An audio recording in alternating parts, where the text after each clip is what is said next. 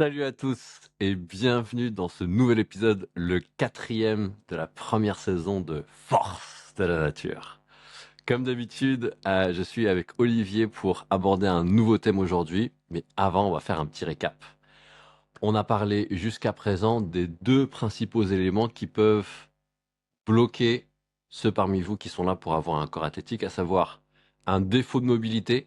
C'est l'une des principales erreurs qui avait été relevée par Olivier lors du tout premier épisode. Le fait que si on peut pas s'entraîner à son meilleur, forcément ça va impacter nos résultats non seulement dès le début, mais sur toute la durée. Donc on a établi cette nouvelle norme pour les salles de sport d'être capable de retrouver une mobilité sauvage, d'être capable de bouger comme un animal pour faire en sorte que voilà, en toute situation, avec du matos ou pas, etc., on puisse s'entraîner à son meilleur. Et le deuxième point qu'on avait vu, c'est que plutôt que de se forcer à aller à l'entraînement, surtout pour les personnes qui partent à, du point de départ de il y a quelque chose qui ne me va pas avec mon corps, que ce soit l'apparence, que ce soit la mobilité, que ce soit la santé, que ce soit le taux d'énergie, etc., ou plusieurs de ces choses-là.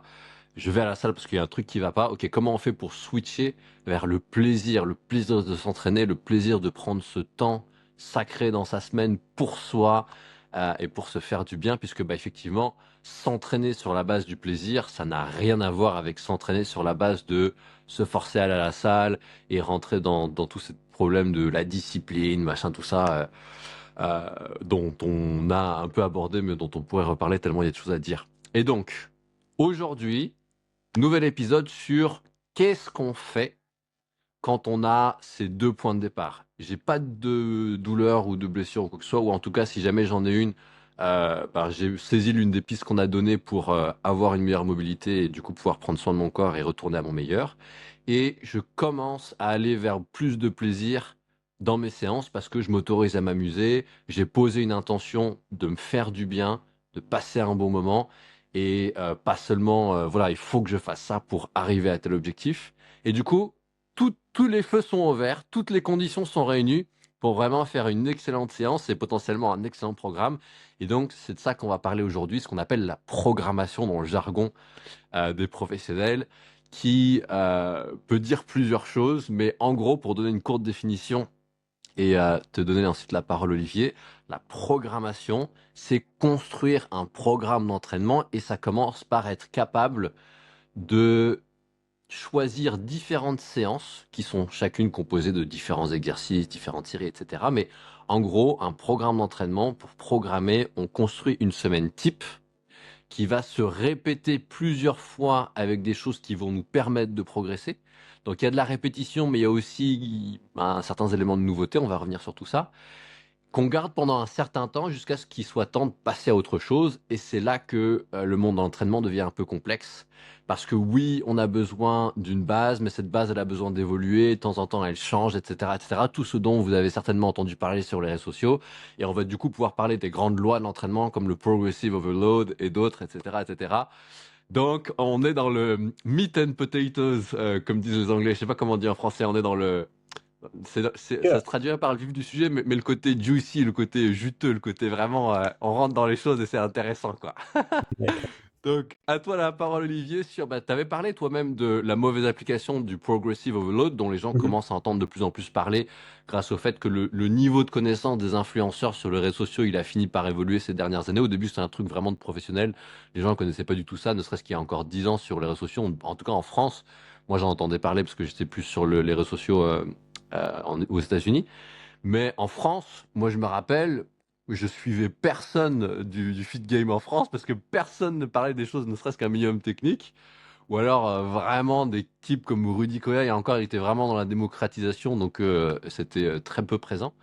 Et voilà, puisque tu as abordé le sujet, à toi la main là-dessus, sur comment est-ce qu'on peut faire pour l'appliquer correctement, puisque c'était l'une des principales erreurs et du coup l'un des principaux freins que tu avais relevé et qui te permettent de dire que toi, tu es dans une salle et que tu vois une personne qui l'applique pas correctement, de savoir que ok, dans 6 mois, cette personne ne n'aura pas progressé ou Mhm. pas significativement, et elle sera probablement tentée d'abandonner, etc.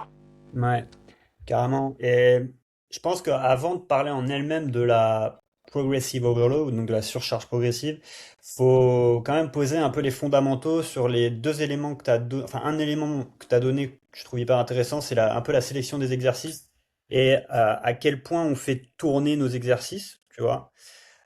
Et surtout, je dirais un petit peu comment le faire dans le temps, parce que comme tu l'as dit, ça doit évoluer, mais en même temps, je pense qu'une erreur que moi j'ai commise, c'est de changer tout le temps d'exercice, ou trop souvent d'exercice.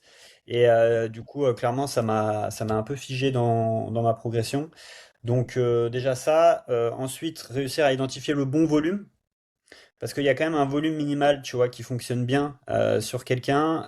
Et je pense que peu de gens ont des repères là-dessus. Moi, je sais que j'en avais peu. Tu te souviens, je t'avais posé la question plusieurs fois, c'est quoi un bon volume? Un volume minimal. Et ça, c'est pareil, je pense que c'est important d'être capable de l'identifier, d'en être conscient. Et ensuite, une fois qu'on a ces deux composantes-là, bah, la surcharge progressive devient un peu l'effet naturel des deux, tu vois. Mais juste parler de surcharge progressive sans poser ces deux points-là, je pense que ce sera moins applicable. Je sais pas ce que tu en penses. Ouais, carrément. Moi, j'ai le sentiment qu'effectivement, un programme d'entraînement, ça commence par savoir, et la programmation, ça commence par savoir en fait, c'est quoi la première étape? Qu'est-ce que je vais faire si je suis devant une page blanche?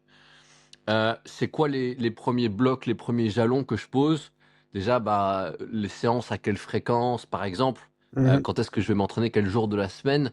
Et puis ensuite, effectivement, une fois que j'ai posé ça, parce que ça répond à une loi de récupération, bah, OK, dans une séance, comme exactement tu l'as dit et pour les raisons que tu as mentionnées, bah, il y a un nombre d'exercices ou un nombre total de séries par exercice qui correspond à cette notion de volume que tu viens de donner. Le volume, pour ceux pour qui ça serait pas spontanément clair comme ça, c'est grosso modo quelle quantité de répétitions je vais faire dans ma séance. Donc ça dépend du nombre d'exercices, mais ça dépend aussi du nombre de séries par exercice. Pour faire simple, il y a encore plus de facteurs que ça. Heu et oui, ça, c'est effectivement important parce que bah, voilà, je vais te laisser rentrer là-dedans, mais sans un minimum de volume, il ne va pas y avoir de progression et il y a plein de manières de faire. Donc une fois qu'on sait, OK, ça se joue à quoi les grands basiques, on peut ensuite parler de comment est-ce qu'on va progresser avec ces différents facteurs. Mais comme tu le dis très bien, on a besoin de connaître les différents facteurs qui font l'équation dans un premier temps. Ouais. Et bah, tu vois, déjà, si on commence par le premier point qui est donc, si on est devant une page blanche, qu'est-ce qu'on met, qu'est-ce qu'on remplit déjà pour commencer? Moi, je pense que le moyen le plus accessible et le plus simple de démarrer, c'est de mettre de la fréquence dans ses mouvements. Et de mettre bah, du coup tout le temps les mêmes mouvements, pas forcément en sélectionner trop, faire des séances, je dirais, assez courtes au début, tu vois, avec deux exos principaux, tu vois, et deux exos d'isolation ou accessoires, tu vois, vraiment on est sur quatre exercices par séance, tu vois, et déjà les répéter plusieurs fois dans la semaine, je pense que c'est un des meilleurs moyens parce que c'est ce qui va te permettre d'apprendre le mouvement, d'améliorer ton pattern moteur, et si tu améliores ton pattern moteur derrière, bah, tu vas pouvoir recruter tes fibres de type 2, donc les fibres rapides, tu vas pouvoir les recruter beaucoup mieux et mettre de la force, créer de la tension mécanique, et c'est ça qui va faire que tu vas prendre un minimum de masse, tu vois. Et la question du volume, elle se elle se résout Réseau? un petit peu automatiquement avec ça, parce que si tu fais les mouvements de façon fréquente, ne serait-ce que deux fois par semaine déjà, bah, tu as déjà un volume d'entraînement minimal, tu vois, d'au moins 4 séries, au moins, ouais, 4 séries, voire 6 dans ta semaine. Et avec ça, tu progresses relativement bien, tu vois. Donc, pour moi, ce serait le point de départ. Après, c'est sélectionner ces exercices. Donc ça, c'est, je dirais, bah, trouver les trucs qui nous font le plus kiffer, en quelque sorte, tu vois, les exercices qui nous inspirent le plus, où on se sent le plus à l'aise, et sur des groupes musculaires qui nous font plaisir, qui nous motivent. Et voilà, et faire juste de la fréquence plusieurs fois par semaine. Parce que je pense que là où pas mal de gens peuvent, je sais pas si le mot se tromper est le bon mot, mais en tout cas peut-être pas forcément partir dans la meilleure direction, c'est de faire les splits. Donc les bros splits classiques, lundi pec, mardi dos, mercredi jambes, j'imagine. Je l'ai jamais vraiment fait au final, donc je saurais pas dire, mais c'est voilà la classique. Et au final, ils font qu'une séance par groupe musculaire par semaine. En général, il y a quand même un rappel dans la semaine. Et du coup, bon, ça fait une sollicitation, on va dire, et demie. Mais ils mettent beaucoup de volume dans leur même séance. Tu vas en faire 4, 5, 6 exercices parfois sur un groupe musculaire, genre pec. Faire développer couché, développer incliné, développer décliné, écarté, pec deck, ils te font tout, tu vois. Genre, t'as 30 séries dans la séance. Alors oui, c'est sûr, je dirais, dans tous les cas, ça va fonctionner. Mais t'as beaucoup d'exercices, beaucoup de variantes, beaucoup de patterns à apprendre, etc. Et je pense que c'est pas le truc le plus intuitif pour la majorité des gens, spécialement si on a du mal à progresser. Donc ouais, j'aurais tendance à épurer, récupérer des mouvements de base simples qui nous font kiffer et les faire fréquemment. Si je devais remplir la page blanche, je pense que je le ferais comme ça personnellement. Toi, comment est-ce que tu le ferais pas? Euh, Franchement, il y a beaucoup de choses que je ferais comme toi. Peut-être pour donner quelques repères, je crois que c'est très parlant pour les gens qui... Donc, étant donné qu'ici on s'adresse à des pratiquants naturels, je crois que c'est important de savoir quelles sont les caractéristiques d'un pratiquant naturel, parce que non seulement il y a des différences énormes avec quelqu'un qui se dope, même avec des petits dosages, et le nombre de personnes qui sont dopées aujourd'hui dans les salles et sur les réseaux sociaux sont disproportionnellement plus importants que ce que la majorité des gens pensent. Euh, c'est devenu vraiment quelque chose de banal, monnaie courante aujourd'hui. Et moi, pour l'anecdote, j'ai vu ça venir il y a 10 ans déjà. Je me rappelais quand j'étais jeune professionnel et que je m'inscrivais un peu sur différents réseaux sociaux bah voilà, pour tenter d'avoir de la visibilité, etc. Je m'étais inscrit sur LinkedIn, qui est pas vraiment pertinent dans l'industrie du fitness, mais j'ai été contacté par des grossistes chinois qui vendaient des stéroïdes et qui en fait repéraient les professionnels parce que c'était leur relais à l'époque. Étant donné qu'il n'y avait pas une relation directe entre la personne qui consomme et le grossiste il y a 10 ans, bah en fait les professionnels faisaient l'intermédiaire. Il y a certains coachs, ils vendaient à leurs clients en même temps qu'ils vendaient des programmes, ils vendaient des stéroïdes et bah voilà, et du coup ils pouvaient assurer des résultats monstres, etc. Et du coup, juste cette anecdote pour dire que s'il y a 10 ans, un simple professionnel, j'avais pas spécialement, enfin ma carrière commençait, pas spécialement de renommée, etc. J'étais déjà démarché par des gens comme ça. C'est que bien évidemment, 10 ans plus tard, c'est devenu vraiment le truc de base, quoi.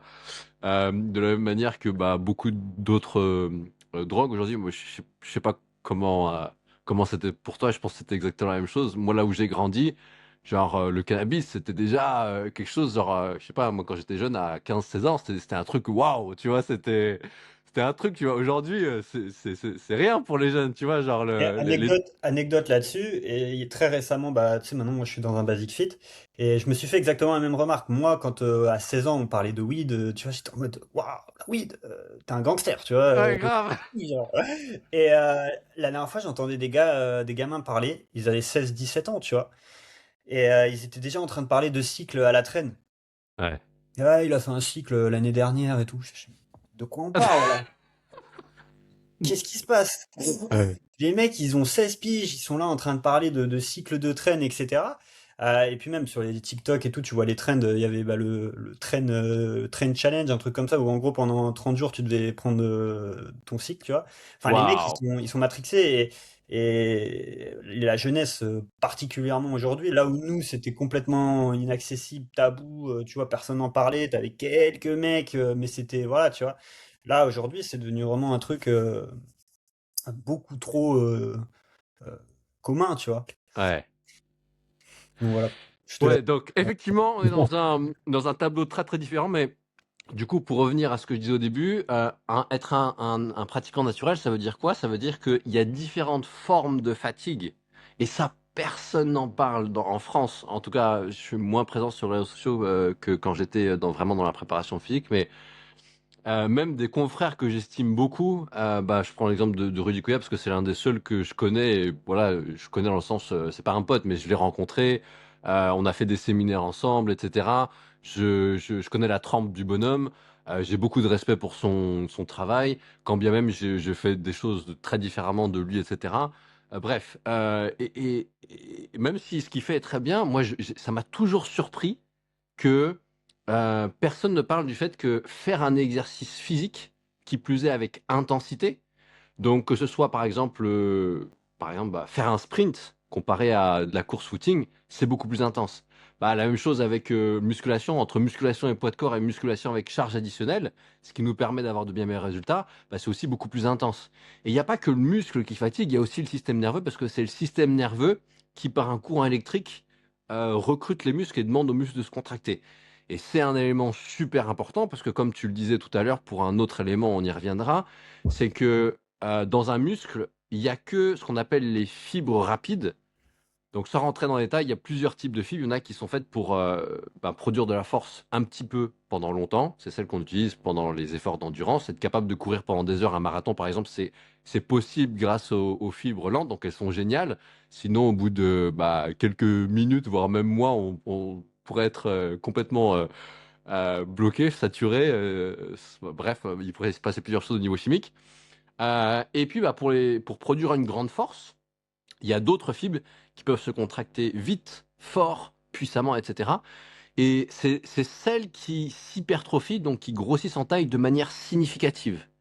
Et du coup, la raison pour laquelle c'est important, comme tu le disais, on y reviendra, d'être confiant sur un mouvement et donc de le faire suffisamment régulièrement, c'est que si mon système nerveux il n'est pas en confiance sur le mouvement, il va pas me permettre d'envoyer l'influx nerveux le plus fort possible qui me permettra de recruter les fibres rapides, ce qui me permettra de solliciter les fibres qui peuvent grossir et s'hypertrophier. Et du coup, la raison pour laquelle moi je voulais en parler au début, c'est que si je m'entraîne tous les jours, par exemple, étant donné que je suis débutant, j'ai pas encore débloqué tout mon potentiel nerveux. Donc, le fait d'utiliser mon système nerveux tous les jours, je vais pas l'utiliser à fond. Il va pouvoir gérer, on va dire, le fait que ce soit aussi fréquemment que ça. Mais dès que je vais commencer à être habitué un petit peu à différents exercices, à mettre de la charge, etc., mettons au bout de 6 mois, 1 an, si je continue à m'entraîner aussi fréquemment que ça, à un niveau où mon système nerveux il peut donner plus de jus, il peut envoyer plus d'électricité, et ben s'entraîner tous les jours, ou voilà, en tout cas plusieurs jours de suite, d'affilée, ça va faire que le système nerveux ne va pas récupérer suffisamment, alors que, ben oui, si je fais un split, si je tourne entre mes muscles, si je fais chaque jour un groupe musculaire différent, ben, au niveau musculaire, j'aurais récupéré suffisamment, donc il n'y a pas de problème. Mais par contre, sans forcément que je m'en rende compte, surtout si j'ai l'habitude de m'entraîner à la dure ou de forcer, d'y aller à la discipline, etc., je vais pas forcément me rendre compte qu'il y a quand même une certaine tension nerveuse, une certaine fatigue, qui est l'indicateur que, ok, là, toute ma séance, je pourrais pas recruter mes fibres rapides parce que mon système nerveux sera trop fatigué pour envoyer un courant électrique suffisamment fort pour que n'importe lequel de mes groupes musculaires puisse utiliser ces fibres rapides. Donc pour revenir à cette page blanche dont tu parlais, maintenant que j'ai donné la première grosse caractéristique du système nerveux du naturel qui est qu'il a besoin de récupérer, ben moi, face à la page blanche, la fréquence la idéale pour un naturel, c'est s'entraîner un jour sur deux, tout au plus. Pour les gens dont on parle ici, qui ont un objectif d'avoir un corps athlétique qui est pas forcément voilà, un truc très poussé, voilà, concrètement, je te laisserai la parole là-dessus, mais en 6 mois, 1 an, voilà, toute personne qui ne part pas forcément de très loin, genre obésité et tout, peut avoir un corps athlétique. Il y a différents corps athlétiques. On peut commencer à avoir un corps athlétique et se dire, ah tiens, ça commence à être pas mal, et puis on peut avoir un corps vraiment au top. Mais, sans rentrer dans les détails, je pense qu'en 6 mois, 1 an, quelqu'un qui fait tout ce qu'on va donner dans ce podcast peut, et ne part pas de trop loin, par exemple, pas avec plus une dizaine de kilos à perdre de gras, peut largement en 6 mois, 1 an avoir un corps athlétique. Donc, du coup, quand bien même il y a une marge de manœuvre, une marge d'erreur, une marge de tolérance quand on est vraiment débutant, parce qu'encore une fois, le cerveau n'est pas habitué à donner son maximum et du coup ne peut pas donner son maximum. Et du coup, oui, on peut s'entraîner plus souvent, mais la fréquence naturelle, et du coup, sur cette page blanche, moi, je mettrais un jour sur deux et voire 3 fois par semaine, parce que avoir 2 jours de récupération, c'est très bien aussi, ça a des avantages. Et pour la plupart des gens, il n'y a pas besoin de s'entraîner strictement un jour sur deux, ce qui en plus donne une semaine de 8 jours et pas de 7 jours, et du coup, ça décale les jours d'entraînement. C'est pas idéal pour prendre l'habitude d'avoir une routine, aller tous les jours à la même salle, etc.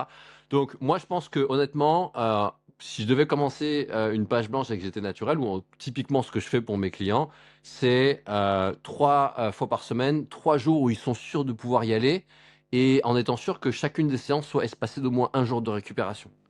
Et du coup, ça permet aussi de faire brièvement une parenthèse sur le fait que, avant de rentrer dans le contenu des séances, c'est important de comprendre que, quand on est naturel, tout se passe dans la récupération et la récupération n'est pas augmentée parce que j'imagine que on pourrait facilement croire que ah bah les stéroïdes ça augmente ce qu'on peut faire dans une séance et du coup les bienfaits ils sont que pendant la séance. Non, le gros 80% des bienfaits du dopage, c'est améliorer de manière exponentielle la récupération parce que c'est dans la récupération que la stimulation qu'on a créée dans la séance, qui en soi ne change pas grand-chose dans le corps, cette stimulation, une fois en contexte de récupération, une fois qu'on récupère, qu'on s'alimente, qu'on se repose, etc., c'est ce qui donne les gains, c'est ce qui fait que le muscle se développe, s'hypertrophie, grossit en taille, et pas qu'en taille d'ailleurs aussi, que le système nerveux aussi quand il se repose, il sera capable de développer plus de force, etc., etc. Donc grosso modo, qu'il y a de la progression.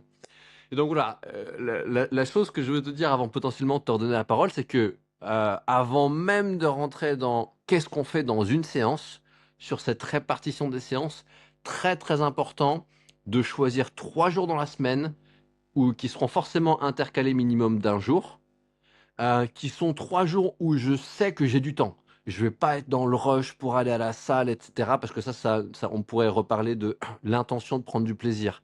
Si ma séance, je sais que je vais être speed, je vais être stressé, etc., ça va être très très difficile de ne pas penser à autre chose, d'être dans ce que je fais, de prendre du plaisir, d'être concentré sur mes sensations, etc. Donc parce qu'une séance, comme je le disais, c'est un moment, un espace-temps holistique et il y a plusieurs choses qui se passent et que c'est super important d'être pas que juste sur l'exécution et la technique et la vision cérébrale de la chose, mais aussi de passer un bon moment, d'être dans le ressenti, connecté à son corps, savoir réguler aussi la séance en fonction de ah bah, je suis déjà super fatigué alors que j'ai juste fait que la moitié de la séance par exemple, etc. Tout ça fait que je pense que c'est super important de choisir 3 moments dans la semaine où je sais que ok ça va pas être la course, ce sera un moment pour moi, je vais pouvoir tranquillement me poser, rentrer dans ma bulle, etc. Et là on a vraiment les bonnes conditions pour ensuite pouvoir choisir les bons exercices pour soi, etc., etc. Mais voilà ce que je dirais pour le point de départ de la page blanche, c'est 3 jours par semaine, c'est optimal pour un naturel quand on veut avoir un corps athlétique en 6 mois ou maximum 12 mois, et pouvoir ensuite faire en sorte que tout le reste se passe bien une fois dans la séance. Et qu'est-ce que tu dirais du coup aux gens qui ont ce besoin d'aller à la salle tous les jours? Très bien. C'est un cas de figure que je rencontre très souvent.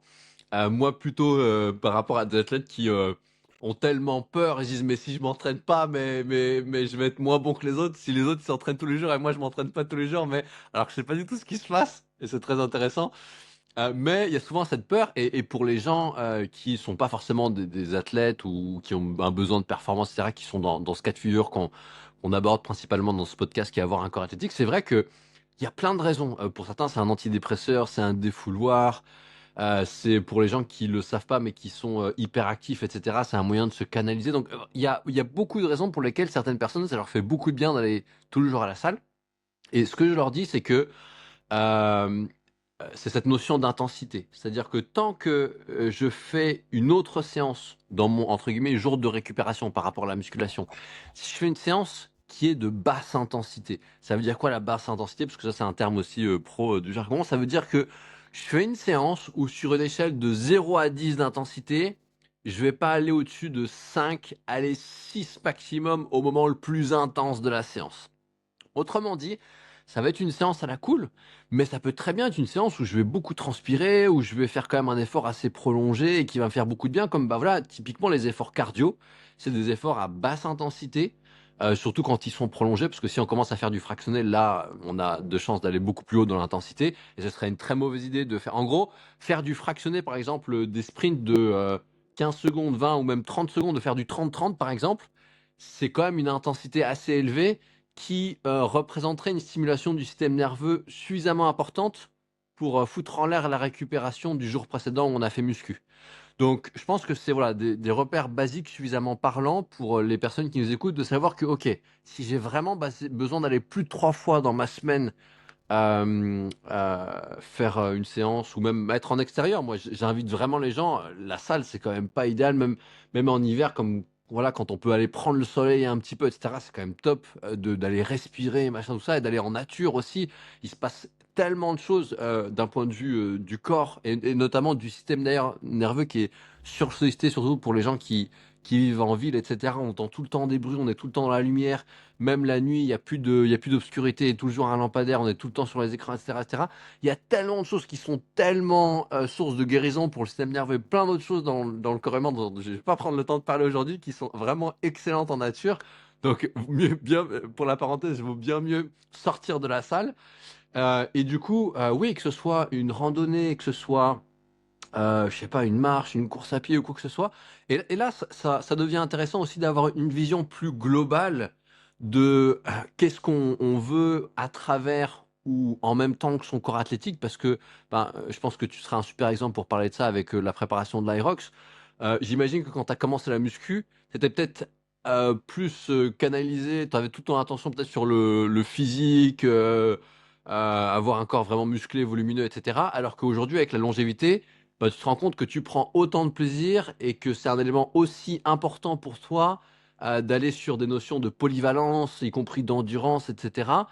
Peut-être même d'agilité, j'en sais rien. Et ça, c'est vrai que on pourrait en fait commencer beaucoup plus tôt si dès le début on avait cette vision élargie de se dire, ok, j'ai les bons outils pour atteindre mon objectif dans 3 à 6 mois, donc pardon, dans 6 à 12 mois, donc pas de rush. Et surtout, je peux avoir différentes saveurs. Je suis pas obligé de me mettre la tête dans le guidon et être absolument là-dessus, là-dessus, à fond, à fond, à fond. Non, puisque la fréquence optimale pour un naturel, c'est 3 séances de musculation par semaine. Si j'ai envie de faire plus, bah waouh, je peux permettre à mon corps de fleurir dans d'autres espaces. Je peux permettre à mon corps d'être encore plus sauvage et encore plus polyvalent et encore plus, etc. Et là, du coup, ça peut être super intéressant de se dire, ok, si dans ce qui me drive, dans ce qui me motive, il y a peut-être le corps divin en première position. Ok, très bien, je mets la priorité à la musculation.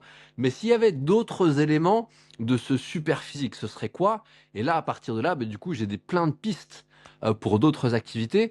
Et d'ailleurs, il y a certaines personnes, je terminerai là-dessus, qui se sentent parfois un peu tristes ou un peu limitées dans le fait que la muscu, c'est une activité quand même ben, très à l'intérieur de soi. Moi, j'ai presque quand même envie de dire très méditative. C'est drôle parce que j'ai commencé des pratiques spirituelles comme la méditation en même temps que j'ai commencé à être vraiment sérieux dans la muscu.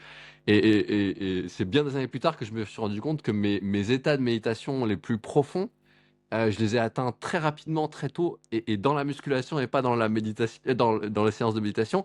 Pourquoi? Parce que j'étais tellement connecté à mon corps, à ce qui se passe, etc., que j'étais plus dans l'espace d'agiter des pensées, etc. Enfin bref, voilà pour la petite parenthèse.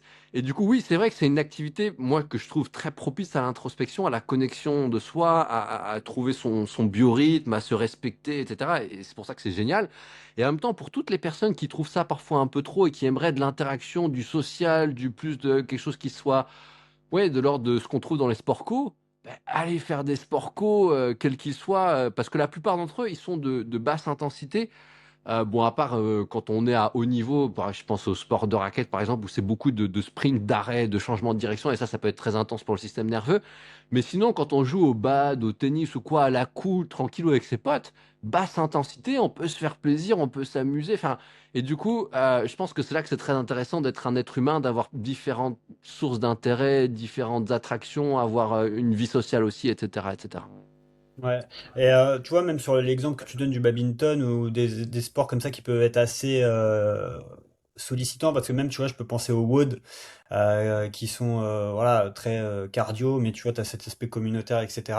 Alors, je pense qu'il va y avoir une fatigue nerveuse induite naturel, c'est sûr.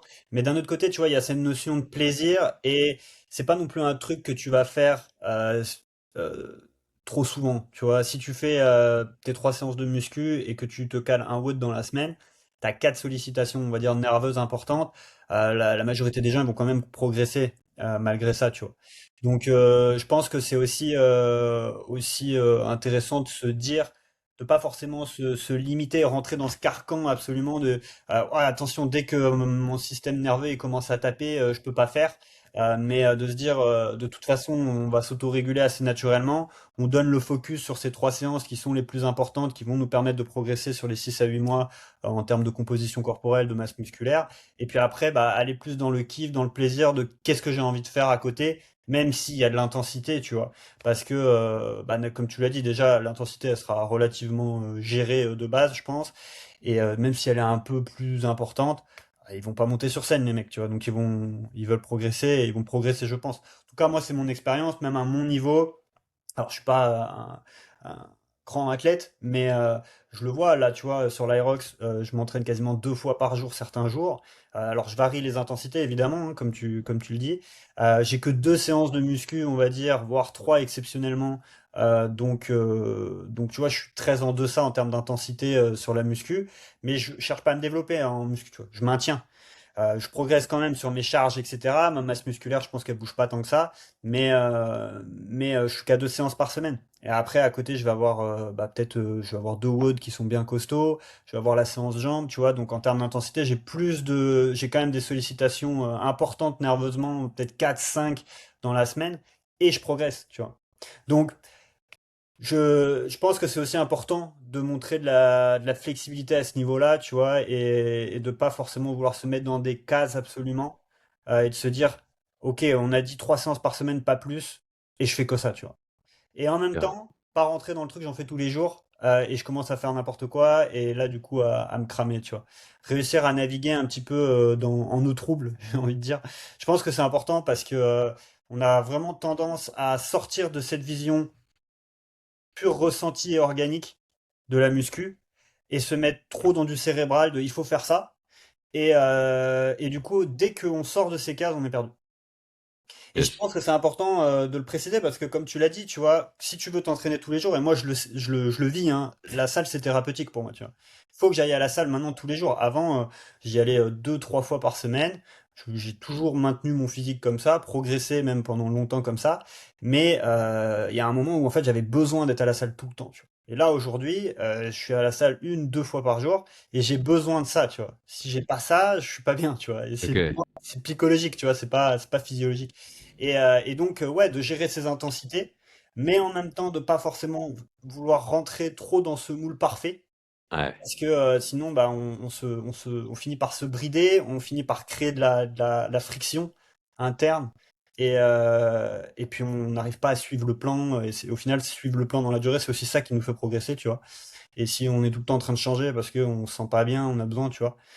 Donc, je pense que c'est important de trouver ce rythme-là, et puis de, bien sûr, aller chercher d'autres disciplines, peut-être que juste le fait d'être dans une salle, pour beaucoup, ça peut apporter énormément, surtout dans notre génération, je pense. Donc, voilà, je sais pas si tu résonnes avec ce truc que je viens de dire de... Ab- Absolument. Franchement, moi, je pense que l'une des choses qui m'a le plus pénalisé, surtout voilà, avec cette optique d'être. Moi, je pense que j'ai poussé la chose à son paroxysme parce que en tant qu'athlète, dans un premier temps, je voulais être le meilleur. J'avais cette ambition d'être un athlète national ou international dans les différentes disciplines de force. D'abord en body, après je me suis rendu compte que j'ai fait quelques compétitions et je tombais face à des mecs qui étaient dopés et je me suis rendu compte qu'il y avait une grosse escroquerie et comment on dit, malhonnêteté de la part des gens qui organisaient soi-disant et les fédérations soi-disant naturelles alors qu'ils laissaient leurs stars, enfin en tout cas les gens qui leur permettaient d'être connus sur les réseaux sociaux être des mecs dopés, enfin bref. Donc, j'ai grosse désillusion et puis bah, je me suis rendu compte que concrètement, c'était un milieu très perverti par différentes choses et que si on n'était pas dans les petits papiers, il y avait peu de chances d'être sur le podium avec un excellent physique. Je me suis mis plus après à la force et au powerlifting et je me suis rendu compte que j'avais pas du tout le système nerveux pour ça, etc. Donc, en fait, j'ai fait ce que j'ai pu jusqu'à ce que j'ai des désillusions ou des stops et j'avais exactement la même optique en tant que professionnel, entraîner des athlètes idéalement olympiques, etc. Et du coup, j'ai vraiment été dans ce truc de, ok, c'est quoi l'idéal et je me cale sur l'idéal et rien d'autre, quoi. Et il y a vraiment, ça m'a permis vraiment de déconstruire ce que j'appelle ce mythe de la perfection, qui n'est pas quelque chose d'organique. Ça n'existe pas physiologiquement quelque chose qui est décrit par quelques lignes sur du papier. En fait, le vivant étant constamment en mouvement, constamment en changement, c'est impossible qu'il y ait une recette qui soit donnée et qui déjà, un, va marcher pour tout le monde, ça c'est certain, mais qui même pour une personne pour qui ça marcherait parfaitement pendant une période donnée, c'est pas possible que ça marche plus qu'un cycle, plus qu'une période donnée. C'est pour ça qu'en programmation, pour ceux qui sont un peu des geeks, ils entendent parler de cycle de programmation, etc., de mésocycle, macrocycle, etc. C'est parce que bah voilà, il y a cette notion cyclique qui est caractéristique du vivant. Donc, j'ai vraiment envie de donner quelques éléments à la fois de mon expérience personnelle, mais aussi pratico-pratique, enfin physiologique, pour dire que effectivement, ce truc de la perfection, on a été éduqué comme ça, hein, faut avoir la meilleure note, ou bien pour avoir la meilleure note ou le meilleur résultat, faut faire comme ça. Alors que le vivant ne fonctionne pas du tout comme ça, et que ça ne peut être que un ralentissement et un enfermement, et ça ne peut être que délétère, on va dire, que de chercher à matcher, à correspondre à quelque chose donné. Et c'est là que, pour moi, effectivement, il y a non seulement bien plus de plaisir et ne serait-ce qu'avant le plaisir, bien plus de liberté et du coup d'énergie et d'envie, mais aussi de progression quand on se laisse cette marge de manœuvre, parce que on, on est capable d'être tout le temps, entre guillemets, à la pointe de ce qui est vrai pour soi, ou à la, comment dire, là où les choses se passent pour soi, là où c'est vrai en fait, là où la vérité se trouve pour soi. Et j'aime beaucoup ce que tu dis de ben, tenter, expérimenter différentes choses. Que, par exemple, je pense que pour certaines personnes qui auraient plutôt une approche muscu, qui auraient des a priori sur d'autres pratiques, que ce soit la force ou le crossfit ou etc., bah peut-être que en faisant un WOD une fois par semaine dans des bonnes conditions avec des gens qu'ils aiment bien, etc., et en plus avec aussi quand je dis de bonnes conditions, ça commence aussi par l'intention. Ok, mon intention, c'est juste de faire un truc à la cool, c'est pas d'être le meilleur. Parce que souvent, dans un WOD, étant donné que ça vient du CrossFit, soit faut faire le meilleur temps possible, soit faut être meilleur que l'autre, etc. Donc pour moi, ça met de la pression, c'est pas très intéressant. Enfin, pour quelqu'un qui n'a pas un objectif de compétition, c'est vraiment pas l'idéal. Et par conséquent, le fait de se dire, ah bah tiens, par exemple, je fais deux trois séances de muscu dans ma semaine, je sais que c'est ma base. Et j'ai une séance où bah, soit je vais à la salle et je teste quelque chose d'autre, bah, du coup ça peut être du cardio, ça peut être du crossfit, ça peut être autre chose, ou bien sinon je sais que bah, je vais en extérieur, ce jour-là dans ma semaine, par exemple ça tombe un week-end, par exemple le samedi ou le dimanche, je sais que je vais en extérieur, à moins que vraiment sur la tempête et tout, mais allez, même s'il y a un peu de pluie ou quoi, je vais en extérieur et je me fais ceci, cela en fonction de là où j'habite, si c'est la montagne, la plaine, la mer, etc. Et le simple fait d'être dans ce truc, en fait, cette séance, elle n'est pas prévue. Elle est, on va voir ce qui se passe, on va voir ce que j'ai envie. C'est tellement fructifiant, ça permet tellement d'apprendre sur soi, ça permet tellement de découvrir et redécouvrir des choses qu'on connaissait pas ou qu'on pensait connaître, qui fait que moi j'ai presque envie d'aller plus loin que ce que tu disais, tellement je trouve ça bien, dans le sens où de la même manière qu'effectivement, on peut se prévoir d'autres choses et pas se dire, OK, il y a telle limite ou il y a. Non, OK, on peut se faire un WOD, effectivement, si j'ai déjà fait mes trois séances par semaine et là, je suis bien, là, j'ai envie de tirer la bourre avec mes potes et tout, aller sur le dernier, voilà, tant pis si j'explose mon système nerveux, mais on va passer ce moment et tout. Autant je suis totalement d'accord avec ça et dans une myriade d'autres exemples qu'on pourrait nommer, autant j'ai même envie, encore une fois, d'aller plus loin et de dire, bah voilà, et pourquoi pas avoir la séance surprise, la séance mystère, la séance feeling, la séance pas prévue.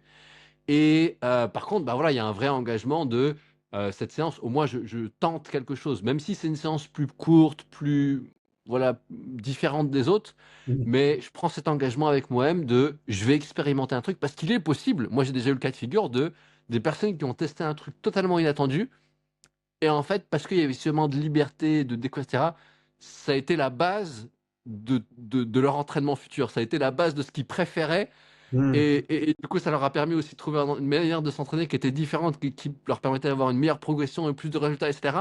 Donc moi, je pense que c'est super important de ne pas trop programmer. Quand on parle de programmation, c'est important de laisser une marge de manœuvre qui va jusqu'à un espace où il y a de l'imprévu. Ouais. Ah ouais, carrément, je suis hyper d'accord avec ça. Et ouais, écouter un peu ses envies et pas se mettre dans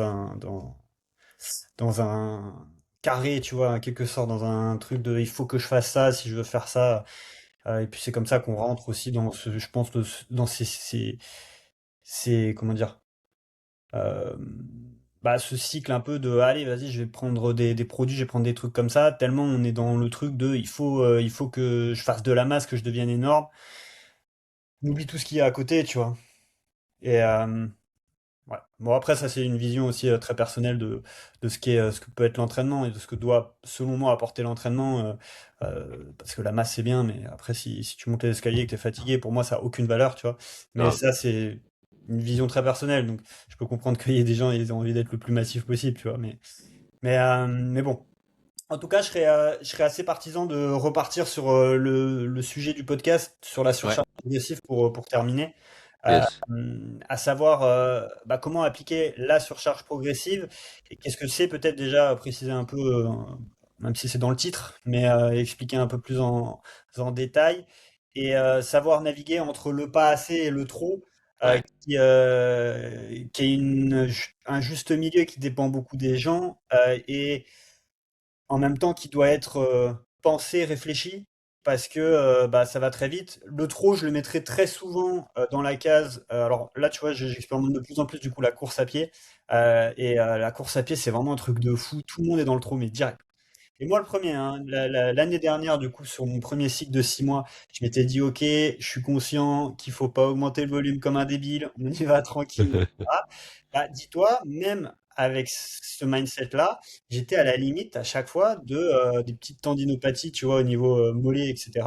Je suis pas rentré dedans parce que justement, j'étais hyper vigilant. Donc, dès que je sentais que ça commençait à chauffer ou quoi, je relevais le pied en quelque sorte, tu vois, et puis je faisais un peu de rééducation de tout ça, ce qui m'a permis de maintenir. Et puis bah là, au final, je suis revenu sur un pré-cycle que j'ai appelé comme ça, le pré-cycle du cycle initial que je voulais faire, tu vois, pour augmenter hyper progressivement le volume. Et là, ça se passe super bien. Ah, Mais, j'étais quand même dans le trop, alors que tu vois, j'avais déjà ce mindset de il faut que j'y aille tranquille. Et là, ah. j'ai un client, il veut se préparer à un 10 km, 2 semaines à l'avance. Et bah forcément, il s'est fait un syndrome de l'essuie-glace quasiment, tu vois, à semaine 3 quoi. Bon, là, ça va, Ouais. ça a l'air de cette. Parce qu'il n'est pas resté dedans, tu vois, je l'ai repris, je pense, au bon moment aussi. Mais il y a vraiment ce truc, spécialement dans la course à pied, le trot, c'est très rapide. Je pense aussi, évidemment, dans la muscu, tu vois, dès que tu pars dans du bro split, du machin, tu peux. Donc, le bro split, lundi, pec, mardi, jambes, etc. Bah, ça, je pense que c'est pareil, on peut très très vite rentrer dans du surplus. Là-dedans. Et en même temps, bah, il y a l'extrême opposé de la personne qui surcharge pas. Ouais. Donc tu les vois à la salle, ils mettent zéro intensité, ils sont sur leur téléphone, ils font 3 reps, ils changent ils font ça tout le temps. Alors ils sont là tous les jours, c'est déjà bien, mais bah, ils font rien quoi dans leur séance. Donc leur physique ils bougent pas et tu les vois pendant 2 ans, ils ont le même physique. Donc réussir à se situer entre le pas assez et le trop et comment, donc là vraiment purement la méthode, quoi, la méthodologie, comment augmenter la charge. Et quand Ouais. on parle de charge, on parle pas forcément de poids sur la barre ou de choses comme ça, mais ça peut être de volume, donc de nombre de séries, de nombre de répétitions ou autres paramètres. Donc bah, ça, ce serait la question que je te pose initialement. Comment est-ce que tu répondrais à ces deux questions, à savoir ne pas être dans le pas assez, ne pas être dans le trop, et comment augmenter, faire cette surcharge? Yes, très bonne question. J'ai le sentiment qu'il y a quelque chose qui est vraiment important, bah, qui faisait partie de ce que je disais dans le premier épisode, c'est l'importance de se connaître. Et du coup, d'être dans un processus, en fait, d'être dans n'importe quelle activité. Là, on parle d'activité sportive, mais on pourrait prendre des activités plus soi-disant artistiques ou créatives comme la musique ou autre. En fait, il y a toujours ce truc de, étant donné que ça part de moi, étant donné que c'est moi qui initie le mouvement, là en l'occurrence, bah, c'est important de savoir c'est quoi qui me parle, c'est quoi qui me correspond, on va dire ça comme ça. Et moi, je dirais que à la fois par ce qui est inné, la manière dont on est intrinsèquement et ce qui est acquis, les conditionnements sociaux, il y a, on pourrait dire, deux grands profils par rapport, pour répondre à ta question. Je dirais que dans un premier profil, je mettrais plutôt les personnes qui sont ambitieuses, qui se donnent habituellement les moyens de réussir et qui sont poussées socialement à se donner à fond. C'est pour une grande partie les mecs, les hommes qui du coup ne vont pas avoir peur de aller chercher l'intensité, voire même qui se forcent, qu'ils aiment ça ou pas, à aller chercher l'intensité parce que ben, c'est la définition sociale de qui ils sont. Par exemple, pour un mec, bah, si t'es pas si tu cherches pas ta barre, t'es ridicule, t'es pas un mec, etc. Quand bien même c'est pas dit, et quand bien même on est dans une salle où il y aura un bon état d'esprit, ça pèse quand même inconsciemment sur n'importe quel homme parce que c'est le moule dans lequel on a tous grandi. Donc ça, ce serait un premier profil des personnes qui sont plutôt d'une énergie type feu, qui aiment aller à fond, qui sont des mordus d'une activité, qui etc. Et je dirais qu'un autre grand profil, il y en a beaucoup plus que ça, mais encore une fois, pour faire simple, dans un seul épisode d'un podcast, il y a un autre profil qui est plus prendre son temps, prendre ses marques, s'assurer que, ok, on prend pas trop de risques, etc. Et bah là, on pourrait prendre l'exemple des femmes. C'est pas du tout quelque chose de genré, mais parce que les femmes sont très inhibées par rapport à leur capacité globale, mais en l'occurrence physique, sur le fait de prendre des risques, mettre de la charge. Il y a plein de choses qui jouent. Il y a plein de femmes qui, même si je pense, elles vont à la salle de sport et elles n'ont pas peur de devenir genre un monstre en termes de beaucoup trop de muscles, un truc complètement affreux, etc. Mais je pense que même pour cette nouvelle mentalité, parce qu'il y a encore pas si longtemps que ça, il y a plein de femmes la majorité des femmes dans la population ne seraient jamais allées à la salle parce qu'elles auraient tellement peur de ça. Je pense que voilà, dans nos générations, ça commence à changer. Il y a un peu plus de conscience sur le fait que c'est pas possible. Mais je pense qu'il y a quand même beaucoup de femmes qui, bah voilà, parce qu'elles se disent, ah mais il pourrait se passer quelque chose que je veux pas, comme la blessure, ou non non mais si je mets trop lourd là, il risque de vraiment se passer des choses dans mon corps, des transformations qui arriveraient du jour au lendemain et j'ai pas envie de ça, tu vois. En fait, il y a des superstitions, je crois que c'est le mot adapté, qui font que pour cette deuxième catégorie de la population, ce deuxième grand profil, il y a plein de freins, où il y a plein de cases qui doivent être cochées pour se permettre de se donner à fond dans l'activité. Et moi, je vois très peu de femmes, on va prendre du coup le point blanc dans la masse noire et inversement pour prendre l'exemple du yin-yang. Je vois très peu de femmes qui sont en mode confiantes parce qu'elles connaissent leur corps, elles ont testé différentes charges sur des exercices qu'elles se sont donné le temps de maîtriser. Et du coup, elles s'autorisent à mettre de l'intensité, même si elles n'ont pas forcément un niveau très élevé. Mais on sent que, ok, ça c'est une femme qui se connaît suffisamment pour avoir fait sauter certains verrous, on va dire, qu'ils soient sociaux ou personnels ou peu importe. Et du coup, elle a accès, j'ai envie de dire, à cette loi de la surcharge progressive de, OK, bah, je peux aller mettre plus de volume parce que même si là, je me sens fatigué, OK, je suis prête à aller faire une série de plus, ne serait-ce que même au squat avec une charge sur mes épaules parce que je sais que mon corps, il va pas me lâcher comme ça d'un coup. OK, mes jambes elles commencent à être un peu plus fébriles et tout, mais ça commence à être intéressant, il y a de nouvelles sensations, etc. Il y a très très peu de femmes que je vois être capables de faire ça. Et encore, ça c'est le fait de progresser par le volume. C'est ce qui est le plus sécure, donc c'est ce que font la plupart d'entre elles. Autrement dit, l'autre aspect qui est plus mettre plus de charge, bon, ça, même s'il y a, voilà, ça commence à changer. Moi, je pense, j'ai été proche à un moment donné enfin, j'ai beaucoup discuté avec Lia, qui est l'une de Priscilla Bavoil, qui est l'une de nos meilleures athlètes en France en termes de force, et qui, du coup, parce qu'elle fait des charges extraordinaires, ben, il y a beaucoup de jeunes femmes qui ont été inspirées et qui, à la base, allaient à la salle et ne faisaient pas du tout des charges, étaient plutôt dans le fitness et tout, et se sont mis au powerlifting parce qu'elles sont super inspirées. Donc, il y en a quand même de plus en plus, mais ça reste une petite minorité. Et pour prendre l'autre exemple, chez les hommes, il y a très peu d'hommes qui se disent, OK, je vais prendre mon temps, je vais faire, pour revenir à ce que tu disais, un épisode présent, je vais faire ce qu'il faut en termes de mobilité pour être sûr que, OK, quand je charge vraiment ma barre, j'ai pas de douleur, j'ai pas d'appréhension. Ça, ce serait le côté qui équilibrerait l'autre profil, qui est un peu plus tête brûlée et y aller à fond. Donc moi, la première chose que j'ai envie de dire, je pense qu'il peut beaucoup aider les gens, c'est de savoir, OK, si je me connais pas trop, c'est quoi à peu près mon profil? Parce que si je connais mon profil, je connais qu'est-ce qui va me permettre de débloquer cette notion de progression et cette loi de la surcharge progressive qui est, OK, si je suis premier profil, j'ai besoin de prendre plus de temps, de me laisser plus de séances et de faire plus de séries en mode plus à la cool, où je construis vraiment ma confiance. Parce que la confiance, c'est pas genre j'ai décidé que je suis confiant et je charge à fond et oh, ça s'est bien passé, ok, j'ai de la confiance. Non, c'est pas ça. Ça, c'est s'être forcé à avoir créé des insécurités et ne pas vouloir les voir. C'est du déni, c'est pas de la confiance. Et du coup, forcément, même si il y a une certaine forme de confiance en surface qui va se développer par l'expérience de ah, je me suis jamais ou rarement blessé, même si je suis en stress et j'ai de l'anxiété à chaque fois que je pourrais jamais me donner autant à fond que si vraiment il n'y a pas d'anxiété à l'intérieur de moi, je suis solide, je suis serein, j'y vais, c'est que du plaisir, je me sens puissant, j'ai une sensation de puissance comme ça à l'intérieur, ce sera jamais aussi fort que ça. Donc pour le profil un peu qui va un peu trop, c'est OK, comment est-ce que je peux trouver ma progressivité? Comment est-ce que je peux habiter toute l'échelle d'intensité pour que quand je vais vraiment dans l'intensité, je le choisis, je suis à mon meilleur. Et du coup, là, il peut y avoir vraiment de la progression. Parce que, étant donné que je suis pas tout le temps dans le rouge, là, mon corps, il a vraiment le bon contexte physiologique pour débloquer cette pleine puissance de la surcharge progressive.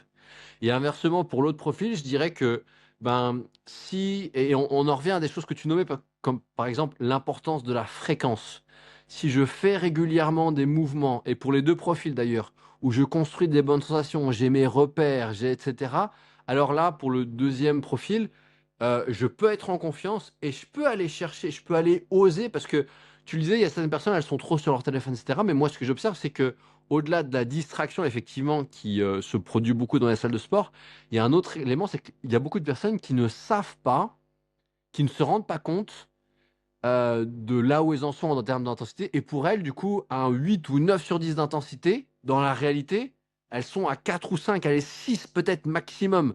Et du Ouais. coup, parce que ces personnes-là ne se sont jamais dit, OK, c'était chaud, mais c'est passé. Et si je mettais un peu plus? Et du coup, ah, je fais une nouvelle série. Ouah, c'était encore un peu plus chaud, mais pas autant que ce que je pensais. Et si je mettais encore un peu plus? Et là, du coup, je pense que dans la vie d'un pratiquant, on a tous vécu, qu'on soit tête brûlée, qu'on ait vécu ça très très tôt dans son processus, ou qu'on y soit venu beaucoup plus tard, il y a forcément eu des expériences où, waouh, en fait, je peux faire beaucoup plus que ce que je pensais. Et tant qu'on n'a pas vécu ça, on n'est pas allé chercher le maximum de ce système nerveux qui ne peut s'expérimenter que par l'expérience. Et du coup, voilà, moi je pense que c'était un peu un gros truc que j'ai balancé là, mais je pense que c'était important d'avoir cette notion de, ok, si je me connais pas suffisamment bien, j'ai besoin d'avoir des points de repère qui sont ces deux gros archétypes qui sont beaucoup trop simplifiés, c'est pas vraiment fidèle à la réalité, mais au moins ça donne un point de départ, pour que les personnes se disent, ok, pour débloquer la magie de toute la progression qui vient de cette notion de, d'overload, de surcharge progressive, j'ai besoin d'aller dans ce dans quoi je suis jamais allé. J'ai besoin de devenir un peu plus complet dans mon profil. Et donc, si j'ai l'habitude, encore une fois, du trop, construire des fondations solides dans le moins que le trop. Et si je connais pas mon maximum, ben, d'aller progressivement vers ce maximum. Ouais, carrément. Ouais, je trouve ça cool d'identifier vraiment ces deux profils, d'être capable d'identifier dans quel profil on appartient, ce qui en soi est pas bien compliqué, hein. Est-ce que on se reconnaît dans le fait de se tourner un petit peu les pouces en quelque sorte sur nos séries, on sent que il y a ce potentiel, ou est-ce qu'à l'inverse, on est voilà, en train de charger, de surcharger et que on voit que on est un peu un mutant en termes d'intensité par rapport aux autres. Bah, si on arrive déjà à se situer dans ces deux profils, réussir à adapter la stratégie en conséquence. Et du coup, bah, la question maintenant naturelle, c'est comment on fait pour créer cette surcharge progressive et augmenter. Qu'est-ce qu'on entend du coup vraiment par surcharge progressive et comment on fait? Yes, excellente question, parce que je me suis rendu compte avec le temps qu'il y a beaucoup de gens qui pareil, ne connaissaient pas le b.a.-ba, y compris chez les coachs, et c'est pas de leur faute. On leur enseigne tout simplement pas dans la formation, que ce soit le BPGEPS ou autre. Euh, et je sais pas comment évolue la formation, mais il y a encore pas si longtemps, il y a encore, je pense, peut-être 2 ans, euh, il y avait encore on enseignait encore aux jeunes euh, le muscle se développe, si on parle de l'hypertrophie, grâce au fait qu'on crée des dommages cellulaires, on abîme la fibre. Ça, c'est un truc qu'on a pensé vrai pendant un certain temps, mais qui n'est pas la réalité. Il y a deux manières de créer de l'hypertrophie, donc bah, d'avoir ce corps athlétique qui est soit pulpeux pour les femmes parce que bah, il y a ces formes musculaires qui donnent bah, des fesses bien arrondies, un beau galbe, etc. Ou bien pour un mec des épaules bien rondes, enfin bref, tout ça. Ça vient du fait que il y a ce phénomène, ce mécanisme d'hypertrophie qui est en jeu et qui se passe de séance en séance et qui, pourquoi on parle en fait de progressive load, de cette surcharge progressive, parce que c'est le mécanisme physiologique et c'est ce qu'on fait à l'entraînement qui permet d'obtenir ce résultat de grossissement des fibres. Et c'est pas seulement une augmentation de la taille, c'est aussi une capacité de s'entraîner pendant plus longtemps sur voilà, des niveaux de difficulté plus grands, etc. Donc c'est ce qui fait que concrètement, on est meilleur et on redevient une force de la nature. Et donc, pour revenir à ce mécanisme de, OK, qu'est-ce qui se passe dans le corps et les gens ne savent pas, et y compris beaucoup de professionnels sont sur des vieilles connaissances qui ont été démontrées fausses depuis il y a quand même, je pense, ça fait à peu près 10 ans que scientifiquement, on sait que le fait qu'une fibre soit endommagée, c'est pas ça qui fait que la fibre s'améliore. Et la raison pour laquelle on a confondu pendant longtemps, c'est que il peut y avoir une certaine corrélation parce que c'est un dommage collatéral de la réelle cause dont tu parlais très bien, qui est la tension mécanique. Si je mets mon muscle suffisamment fort en tension, d'où l'importance de connaître un peu son profil et de savoir si j'ai tendance à vouloir mettre trop de tension ou si j'ai encore jamais connu une vraie tension dans mes muscles, pour faire le lien avec ce qu'on disait juste avant. En fait, c'est le fait d'avoir suffisamment de tension qui va faire qu'on recrute ces fibres rapides qui peuvent, par le fait d'avoir été mis sous tension de manière importante, déclencher un élément pour les personnes qui veulent aller dans le détail, mais on ne va pas rentrer là-dedans, qui s'appelle la mTOR. La mTOR, c'est ce qui déclenche la synthèse protéique.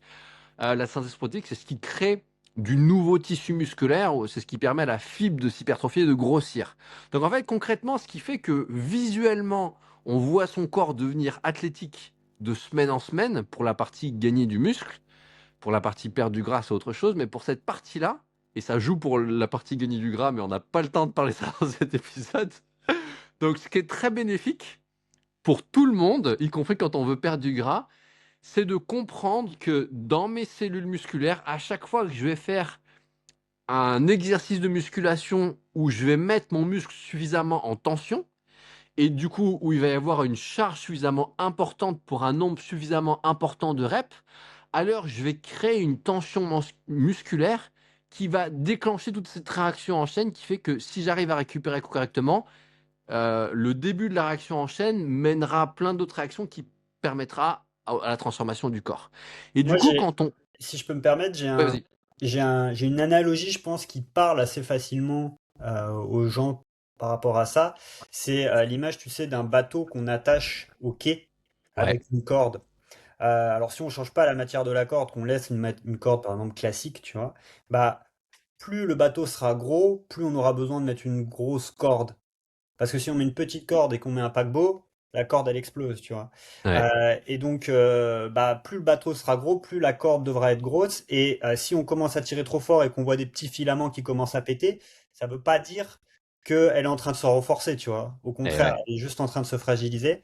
Et donc, on a besoin de tirer très très fort dessus pour envoyer le signal qu'on est juste à la limite et que bah, va falloir la faire grossir un peu plus pour la prochaine fois. Et donc, je pense que ça illustre plutôt bien ce mécanisme de la surcharge progressive où on est un peu obligé, en tout cas, plus on veut mettre un gros bateau, plus on devra avoir une corde épaisse. Et c'est cette corde épaisse qui donne le galbe de chaque muscle, qui donne le volume musculaire, qui donne ces impressions d'épaule, de fessiers galbés, etc. Et donc, bah, pour arriver à une très grosse corde, on est obligé de passer par un petit bateau, puis un plus gros au fur et à mesure jusqu'à être capable d'avoir le paquebot, quoi.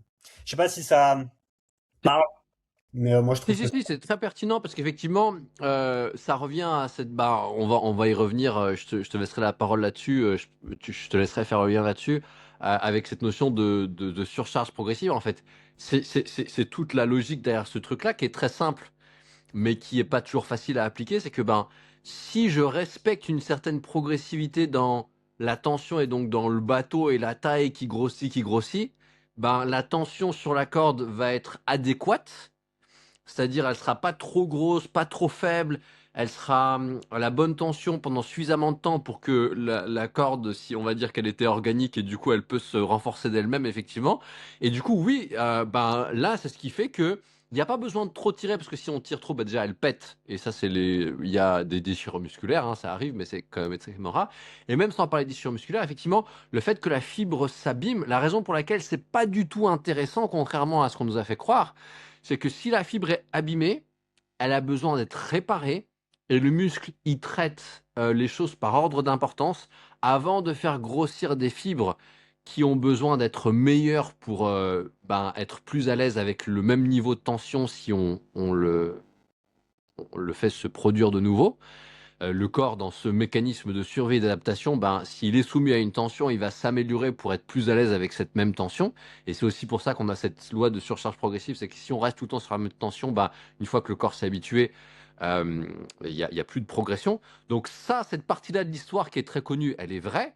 Par contre, le fait de tirer plus fort que nécessaire sur la corde au point de créer des petits filaments qui pètent, ça ne crée rien d'intéressant, puisque c'est ce que je disais à l'instant, euh, traiter les choses par ordre de priorité. D'abord, le muscle, il va faire le plus important, réparer les fibres endommagées, et ensuite, il va améliorer ce qui peut être amélioré.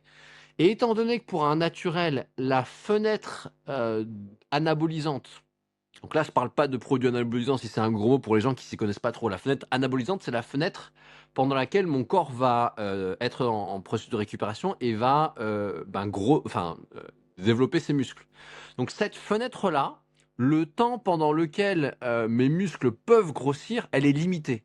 Elle est de 24 à 36 heures pour tout être humain. C'est différent pour chacun d'entre nous, suivant notre génétique, etc. Mais le gros se passe, on va dire, au bout de 16, 18, 20 heures. Pour la majorité des gens, le gros a été fait. Ça veut dire que si j'ai des courbatures, parce que les courbatures, c'est le ressenti qui traduit les dommages musculaires. Si j'ai des courbatures pendant 2 jours après ma séance, ça veut dire que j'ai des fibres qui sont encore endommagées, alors que cette fenêtre anabolisante, cette fenêtre pendant laquelle je peux construire du muscle, elle est terminée. Ça veut dire que j'ai construit zéro muscle. Et dans le cas où j'ai des courbatures importantes, mais qui durent qu'une journée, une journée et demie, et ben en fait, pendant ce temps-là, je crée pas ou très peu de muscles. Donc l'idéal, c'est pas du tout ce qu'on nous a dit. C'est pas avoir des courbatures, c'est avoir une sensation que le muscle, soit il est fatigué, soit si je lui demande de recréer de la tension, il est un peu raide, voilà, il est pas à son top, quoi. Ça, c'est la super sensation. Et ça, c'est la nouvelle norme qui devrait remplacer l'idée de vouloir obtenir des courbatures après sa séance. Donc voilà, ça, c'était une base physiologique qui demandait un minimum de temps, mais qui me paraît super importante parce que, ok, on sait que les dommages musculaires, c'est contre-productif. On veut pas créer trop de tension, donc on veut pas faire trop de séries dans sa séance, et on veut pas mettre trop lourd, parce que si on est au point d'avoir des courbatures, notamment des grosses courbatures, on a été contre-productif, ça nous intéresse pas. On a envie d'avoir un niveau d'intensité dans notre séance qui nous permet de sentir que le muscle, le lendemain ou 2 jours après, il est un peu fatigué, il pourrait pas faire aussi bien que s'il était frais et tout, mais pas vraiment plus. Et du coup, ok, une fois que j'ai compris ça, dans ma séance, je peux me dire, il y a d'autres indicateurs, je pourrais potentiellement les donner au sein d'une même série, parce que les courbatures, on le saura qu'après la séance, donc c'est bien d'avoir des indicateurs pendant la séance. Et d'ailleurs, je vais en profiter pour donner l'indicateur que je connais. Quand je fais ma série et que sur une charge, je suis à l'aise les premières reps, et que j'arrive à la rep où même en voulant aller aussi vite, il y a un ralentissement du mouvement qui est involontaire, ça veut dire que c'est pas moi qui ai décidé de ralentir parce que ça commence à être un peu plus difficile, je commence à être un peu mou, etc. Je me demande si j'arrêterai pas ma série. Non, là on parle de quelqu'un qui est à fond dans sa série et qui a envie de voir jusqu'où il ou elle peut aller avec cette charge-là, combien de reps je peux faire par exemple avec cette charge-là. Et si à un moment donné, je vois par exemple sur mon squat ou sur mon développé couché ou peu importe, je vois que la rep elle ralentit alors que moi j'avais pas prévu de ralentir et que je suis à fond, là j'ai un indicateur que je suis dans la zone qui est on va dire idéale en termes d'intensité et j'ai pas besoin de faire 36 séries à ce niveau d'intensité là. Si pour un débutant je fais 2 séries, si 2 fois pour un exercice je rencontre ce niveau de ralentissement, on peut dire que j'ai gagné mon exercice, ça y est, je peux m'arrêter et passer à un autre. Donc ça, c'est important de connaître ces repères-là parce que ça va nous donner des idées au niveau de la surcharge progressive parce que ces repères-là, ils vont évoluer avec le temps. Mm. Si je garde la même charge, peut-être ça me demandera une troisième ou une quatrième série au fur et à mesure de mon entraînement pour atteindre ce point de ralentissement. Parce que si je le rencontre dès ma première série avec une charge qui est suffisamment importante pour trouver ce bon niveau de tension, avoir cette tension mécanique dont on parlait, ben peut-être qu'au bout de deux ou trois séances, et donc deux ou trois semaines d'entraînement, ben peut-être que là où je le rencontrais dès la première série avec une charge donnée, mettant par exemple pour une femme, on va dire, aller 30 kilos ou même barre à vide au squat, et ben, je me suis rendu compte que ben, aller au bout de 8 répétitions, il commençait à avoir ce ralentissement, ça commençait à devenir significativement plus difficile. Ben, peut-être que 3 semaines plus tard, je rencontrerai plus ce ralentissement. Je pourrais faire 15 reps peut-être avant de le rencontrer. Et du coup là, ça serait intéressant de se dire, ah bah plutôt que de faire 15 reps, je vais plutôt faire toujours 8 ou 10 maximum, mais je vais mettre un peu plus lourd. Donc là, je pense que les gens qui n'étaient pas trop familiers avec cette notion de, ok, quand est-ce que je change le poids, quand est-ce que je rajoute une série, quand est-ce que je suis censé garder le même exercice ou changer d'exercice, il y a quand même, on commence à avoir plein de pistes de réponses. Et on aurait pu parler de ça dès le début de l'épisode, mais je pense que maintenant qu'on a donné toutes les raisons physiologiques et ok, savoir un petit peu, bah déjà, un, comment fonctionne mon corps en tant qu'être humain. Et deux, ok, c'est quoi mon archétype, c'est quoi un peu le genre de personne que je suis, et du coup, c'est quoi les genres de freins psychologiques que je vais rencontrer dans ma séance qui vont faire que je vais pas forcément rencontrer cette intensité que je cherche, ou peut-être j'ai tellement l'habitude de tout le temps la rencontrer que je sais même plus où elle se situe en fait. Donc, c'était beaucoup de choses pour répondre à ta question et je me rappelle même plus, je crois qu'il y avait deux aspects dans ta question. S'il y en avait un deuxième, j'ai déjà oublié, mais je pense que voilà, c'est important que tu reprennes la parole pour pouvoir aussi donner une autre version de tout ça et ton expérience personnelle et aussi celle que tu as avec tes clients pour bah voilà, que les gens aient effectivement une meilleure appréhension peut-être de tout ce que j'ai dit qui peut être beaucoup d'un coup si les gens n'en ont jamais entendu parler. Mm. Non, mais moi je trouve ça hyper intéressant l'aspect sur par exemple les courbatures que tu donnes. J'avais justement une question d'un client hier où il me disait je suis trop content, j'ai eu des courbatures au mollet, donc ils ont bossé, tu vois. Et à l'inverse, il me dit par contre les autres exos, j'ai jamais de courbatures. Je fais bah, c'est très bon signe que t'aies pas de courbatures sur les autres exercices. C'est aussi cool que tu aies des courbatures sur cet exercice mollet parce que c'est un nouvel exercice qu'on a mis en place. Donc bah, ça veut dire que ton muscle il a réagi, c'est ok, tu vois, c'est ok d'avoir des courbatures spécialement au début d'un exercice ou d'un cycle ou d'un machin. Mais on veut s'en débarrasser. Si tu en as à chaque séance, ça veut dire qu'on est en train de créer des dommages, tu vois, que ton corps ne récupère pas, c'est pas normal, tu vois. On n'en veut pas à chaque séance. Et donc ça, c'est déjà super intéressant parce que je pense que c'est un très bon indicateur typiquement pour les profils que tu as donnés qui sont intensité à max de bah, je veux tout le temps des courbatures, tu vois. Et s'ils n'ont pas de courbatures, ils n'ont pas l'impression d'avoir fait des bonnes séances. Je pense que pour ce type de profil, c'est quand même quelque chose d'assez réplicable. Je pense que c'est vraiment quelque chose qui se répète pour eux. Donc ça, déjà, sortir de ça, je pense que c'est un bon truc. Et du coup, de pas valoriser forcément ce truc de la courbature, mais réussir à se donner ce repère aussi de, ok, quand est-ce que j'arrive à la fin quand est-ce que j'ai fait une bonne série? Bah oui, en effet, c'est quand tu as ce ralentissement que tu t'as beau donner tout ce que tu peux et que ton mouvement se ralentit, bah là, ça veut dire que t'es sur les bonnes reps, tu vois, et que tu as fait une super série. Et déjà, se donner ce repère-là, bah, ça c'est même si t'as pas de courbature le lendemain, tu sais que tu as fait une bonne série et qu'il faut juste être régulier là-dessus, tu vois. Alors, en plus de ce qu'on a donné avec les paramètres de, bah, comme tu l'as dit, sur un naturel, la fréquence, je sais pas si on l'a dit ça, mais la fréquence, c'est vraiment un des premiers paramètres de progression pour un naturel. Donc, la fréquence, c'est à quelle fréquence on fait un exercice, ou en tout cas une sollicitation musculaire spécifique. Et bien, si on l'a plus, on le fait souvent, en tout cas chez un naturel, entre ces 36 heures cette fenêtre de 36 heures, bah, c'est là où on a la meilleure progression en tant que naturel, du coup.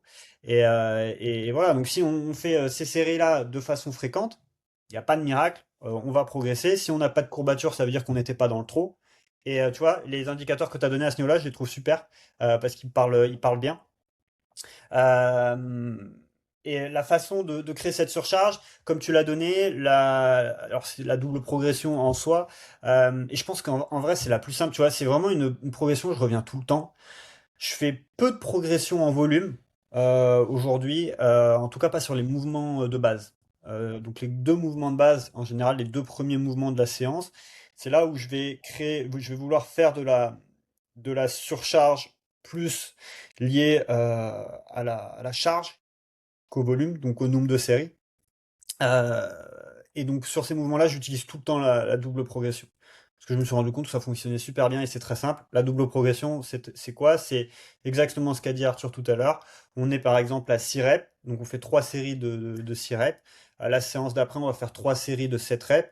La séance d'après, 3 séries de 8 reps, et ainsi de suite. On va monter comme ça jusqu'à arriver à 10 reps par exemple. Moi j'aime bien m'arrêter à 10, mais ça peut être plus si on veut. On s'arrête à 10 et quand on est à 10, donc pour une même charge, hein, 6, 7, 8, 9, 10 à une même charge, et une fois qu'on est arrivé à 10, on redescend à 6 et on augmente la charge. Donc par exemple de 2,5 kg, 5 kg en fonction du mouvement, en fonction de ce qu'on se sent être capable de faire. Donc ça c'est pareil, ça donne un autre repère de, ok, je suis à 3 fois 15. Je sens que, en plus, souvent, quand on a 3 fois 15, on est sur des RPE 7-8, tu vois, on est rarement sur RPE 10. Donc, ok, bon, là, je sais que je suis dans le trop léger. Je redescends, je me mets à 3 fois 8. Je vais chercher ces répétitions là qui ralentissent. Et puis, je remonte comme ça progressivement jusqu'à être un 10, 12 reps. Puis, je redescends et je remonte. Ça, pour moi, la progression la plus facile à appliquer. Fonctionne super bien, encore plus avec ce paramètre de fréquence. T'as la triple progression derrière aussi qui est là au cas où. Donc, t'en as pour des années, tu vois. Il y en a, ils progressent qu'avec ça, en vrai, ça fonctionne bien. Et après, du coup, la progression plus en volume, où là, on parle d'augmenter le nombre de séries. Donc, si je fais 3 séries de biceps curl semaine 1, la semaine 2, je fais 4 séries, par exemple. Et 5 séries la semaine 3, et ainsi de suite. On s'arrête en général quand même à 5-6 séries. Mais voilà, c'est une autre façon de progresser aussi sur cette surcharge que j'utilise personnellement plutôt sur des petits mouvements. Mais qui peut se programmer aussi sur des gros mouvements, les gros mouvements de base. Donc voilà, si je devais ajouter, tu vois, je dirais des repères simples de progression, je donnerais ces deux-là. Euh, et voilà, je pense que c'est déjà pas mal. Toi, Yes, effectivement, je pense que pour terminer l'épisode, on peut donner vraiment tous les marqueurs, les points de repère pour que ben, les personnes qui nous écoutent, si elles se mettent face à une page blanche, elles peuvent passer de ce premier élément qu'on avait donné à 3 séances par semaine ou bien une séance un jour sur deux, jusqu'à, ok, je mets quoi comme exercice? Tu nous donnais un très bon modèle de 2 exercices principaux et 2 plus secondaires. Donc combien d'exercices, combien de séries, quelle charge, etc. Maintenant qu'on a donné les éléments physiologiques, peut-être ajouter un dernier sur la spécificité du naturel avant de rentrer là-dedans, c'est que pareil, quelque chose que savent très peu de coachs du fait du manque de qualité de formation. Et j'ai pas envie que les gens qui nous écoutent commencent à se dire que ah, mais en fait, les coachs en France ils servent à rien. Si, ils ont quand même une très bonne base et c'est des gens intéressants vers qui se tourner. Mais je pense que c'est important aussi d'être conscient que bah, de la même manière que tu vois, je pense que différents d'entre nous, on s'est rendu compte parfois en allant voir le médecin que ben, parfois ils nous aidaient pas vraiment et c'est le genre de personnes, ils savent pas dire bah je sais pas ou ils se permettent pas de dire je sais pas, tu vois, quand tu as un problème et en fait tu vas les voir pour une solution, en fait ils ont rien à te donner, bah ils vont plutôt essayer de te prescrire des médocs dans un premier temps déjà pour faire de l'argent et deux, ils vont plutôt essayer de même si c'est d'une bonne intention hein, de t'aider, de donner un truc, même s'ils savent pas si ça va vraiment fonctionner ou quoi, plutôt que de te dire, bah désolé, j'ai jamais eu ce cas de figure. Enfin, en tout cas, moi, je trouve que dans le corps médical, il y a beaucoup ça. Bah voilà, j'ai envie de dire que un professionnel, c'est pas quelqu'un qui a la pleine puissance. Et souvent, je crois qu'il y a cette image et parfois même peut-être cette attente quand on est dans le besoin, qu'il y ait quelqu'un qui puisse nous donner la solution. Et voilà, ce que du coup j'ai envie de dire, c'est que bah, un professionnel, c'est quelqu'un qui a fait des études, qui a été formé à des choses, qui a appris des informations. Et là, en l'occurrence, dans le sport, bah, c'est un milieu qui a énormément évolué très très vite ces dernières années. L'industrie de la formation, c'est une grosse machine. C'est un peu comme l'éducation nationale qui met beaucoup de temps à évoluer, etc., même si c'est plus libéral, etc. Donc juste petite parenthèse pour dire que si vous souhaitez faire appel à un coach, assurez-vous de la qualité de son savoir-faire, de son expérience, osez poser des questions qui mettent mal à l'aise, etc. Parce que ben, quand même, c'est un professionnel et effectivement, c'est quelqu'un qui vous donnera un minimum. Ben, est-ce que le minimum, ou en tout cas la qualité qu'il vous donnera, est celle que vous recherchez? Ça, c'est pas sûr. Euh, ok, ceci étant dit, la particularité naturelle, encore une fois, quelque chose dont très peu de gens parlent, c'est que cette notion de volume, c'est celle qui va le plus vite fatiguer le système nerveux. Pour la même raison qu'on s'entraîne pas tous les jours, quand on a commencé à développer les capacités de son système nerveux et que du coup on peut presser tout le jeu qui peut nous donner entre guillemets. Ben, non seulement on va pas le faire tous les jours, mais on va pas le faire trop d'un coup non plus. Et ça voudrait dire faire trop d'exercices ou trop de séries, même avec peu d'exercices, ça reviendrait au même, ça reviendrait à faire trop de quantité. Et c'est ce fameux volume dont on parle dans la programmation. Le volume, c'est la quantité, encore une fois, pour ceux qui n'ont pas trop l'habitude encore. Et euh, pourquoi est-ce qu'un naturel comparé à un dopé, il peut faire relativement peu de volume dans sa séance et c'est pas contrairement à ce que la plupart des gens font quand ils cherchent à progresser, ils rajoutent des exercices. Ils se disent ah bah si je faisais pas tel exercice avant et je le rajoute, bah je vais avoir un bonus. Alors que bah non, pas vraiment. Par exemple, chez les mecs, les gars qui font du développé couché barre et halter dans une même séance, bah concrètement ils ont fait 2 fois le même mouvement avec 2 équipements différents, la stimulation n'est pas vraiment différente. Enfin, si on va dans le subtil, oui, il y a des différences, mais en l'occurrence, pour gagner de la masse musculaire.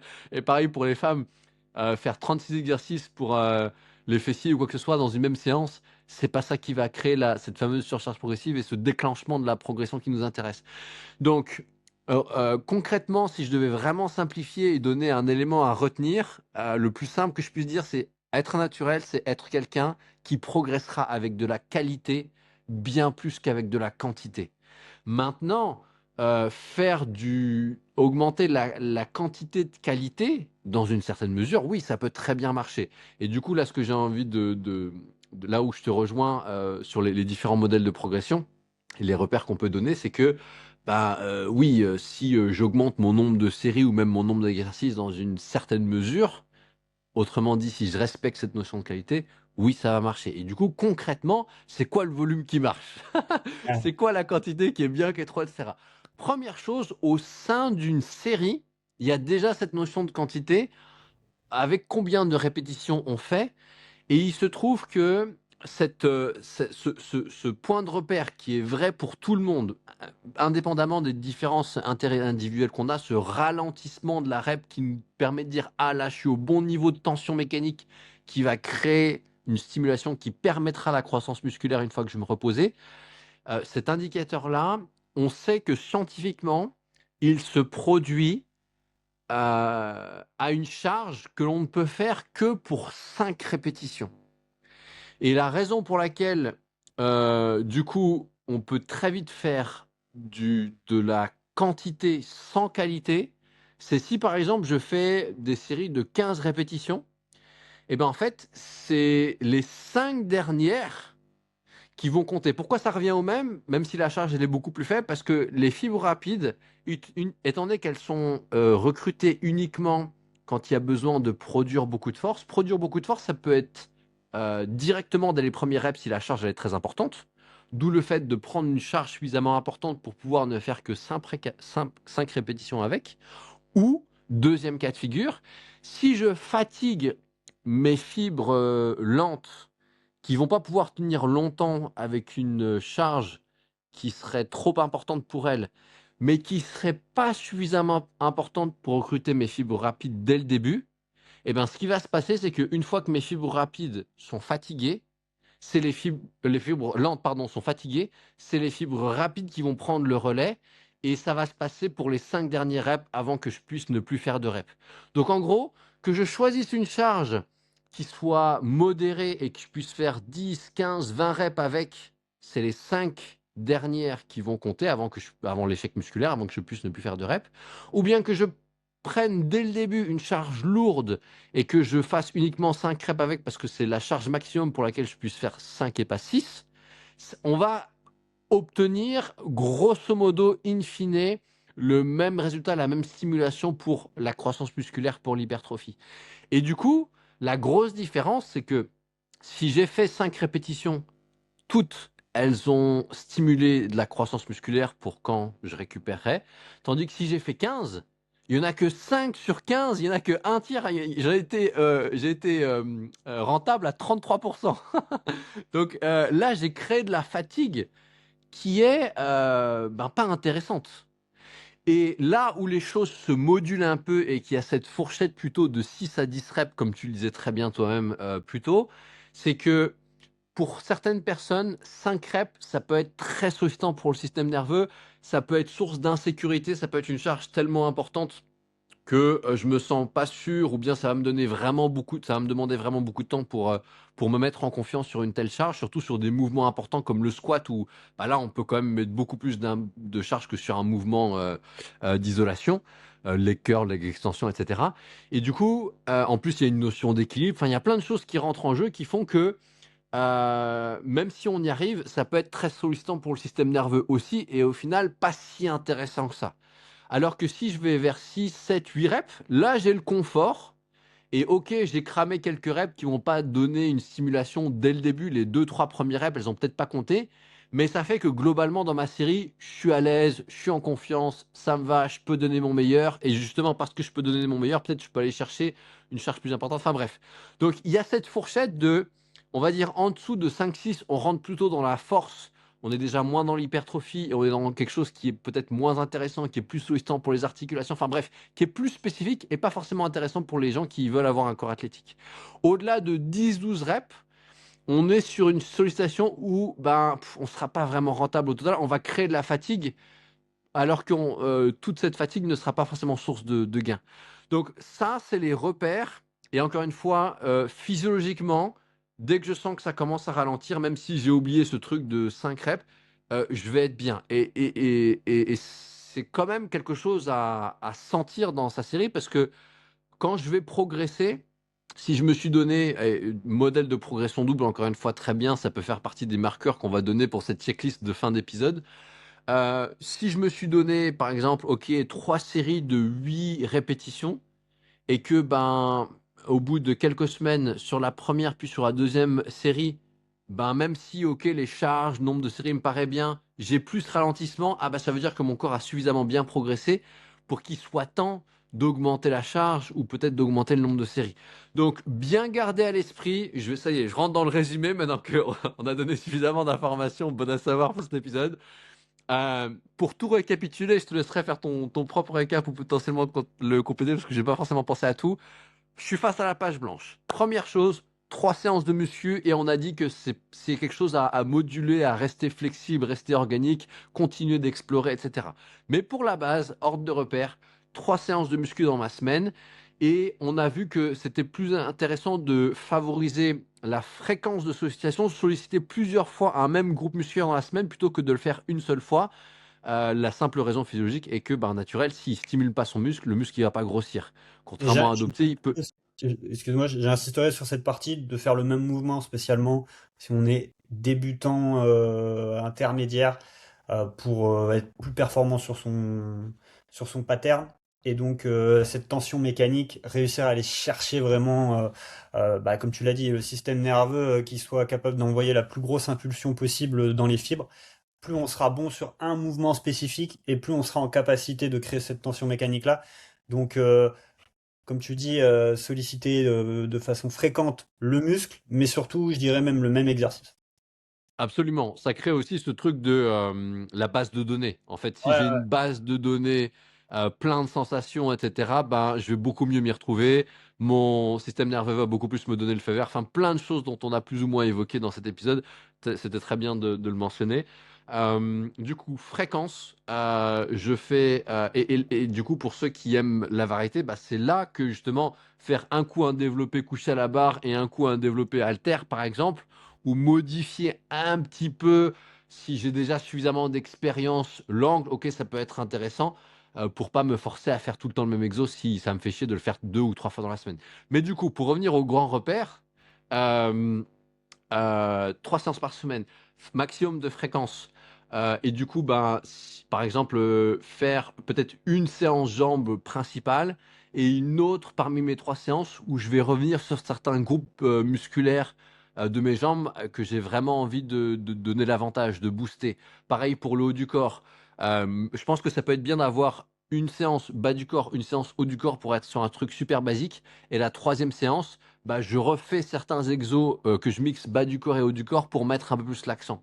ouais. Une alternative, ce serait séance plutôt bas du corps, une séance haut du corps plutôt poussée, l'autre tirage. Et dans chacune de mes séances haut du corps, je mets un petit peu de bas du corps. Par exemple, je reviens sur un exo en fin de séance. Mm. Pareil pour ma séance jambes, par exemple, je peux faire les bras à la fin de ma séance jambes. Comme ça, je fais pas que des jambes. Et je libère de la place pour mes deux autres séances qui sont plutôt haut du corps.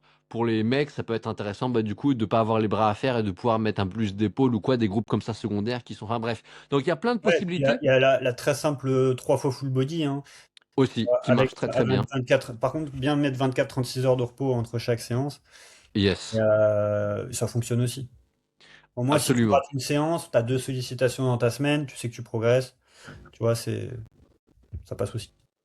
Ouais, donc bah voilà, il y a plusieurs modèles de base, ce qu'on appelle des splits, des répartitions des exercices et groupes musculaires dans la semaine. Mais voilà, on vous en a donné quelques-uns. Il y a largement de quoi faire pour obtenir un corps athlétique avec ça. Franchement, vous pourriez faire l'un des trois ou quatre qu'on a mentionnés, le garder pendant 6 mois facile et avoir des super résultats et ne pas avoir besoin de changer. Franchement, ça marcherait super bien. Ouais. Donc là, le fait d'en avoir, vous avez plus que ce dont vous avez besoin. Euh, ok, une fois que je sais combien de fois je m'entraîne, grosso modo, je fais quoi, c'est quoi les thématiques de mes séances, ben, comme tu le disais, moi je suis vraiment partisan dans cette notion de qualité, de faire deux exercices qui soient des exercices polyarticulaires, des exercices où je vais voir facilement la progression au fur et à mesure du temps. Par exemple, ben, le bas du corps, c'est squat, soulevé de terre, voilà, c'est ce genre de principaux exos, fente, etc. Pour le haut du corps, c'est ben, la poussée dans un axe horizontal, c'est développé couché ou les pompes. Dans un axe vertical, c'est soit vers le haut, ben, développé militaire, développé barre, etc. Ou vers le bas, les dips. Pareil pour le tirage, on a soit le tirage vertical, c'est plutôt les tractions, soit le tirage horizontal, c'est tous les mouvements de rowing, etc. On peut aussi tirer vers le haut, c'est tous les mouvements de tirage menton, etc., etc. Donc, quelques mouvements comme ça polyarticulaires pour le début de mes séances. Pourquoi le début? Parce que c'est là que je serai le plus frais au niveau du système nerveux et les exercices polyarticulaires sont les plus stimulants pour le système nerveux. Autrement dit, si je fais des exercices plus simples, type d'isolation en deuxième partie de séance, bah, même si je suis déjà plus fatigué, moins frais, ça aura moins d'impact sur ma performance sur ces exercices secondaires. Donc vraiment ce truc de très simple, deux exos principaux, deux exos secondaires, c'est très équilibré, ça marche très bien, ça fait des super physiques pour les naturels. Enfin, ça a été éprouvé depuis des centaines d'années, c'est vraiment excellent. Encore une fois, c'est pas un truc absolument à suivre. Je vais réutiliser cette règle qu'on a déjà donnée.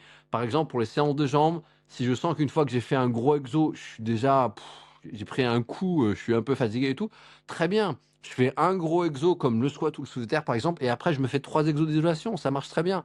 Genre, les Donc, gens qui arrivent à faire squat, soulevé de terre, squat bulgare, ça me dépasse. Je sais ça, pas. c'est des gens qui soit s'entraînent pas à fond, le profil ne sont jamais allés à suffisamment d'intensité pour vraiment créer de la croissance et de la bonne stimulation, soit sont tellement habitués à faire tout le temps à fond qu'ils se rendent plus compte qu'ils sont tout le temps dans le rouge et qu'ils sont contre-productifs. Mais je pense que souvent, ils finissent même pas leur séance, hein. C'est Ouais.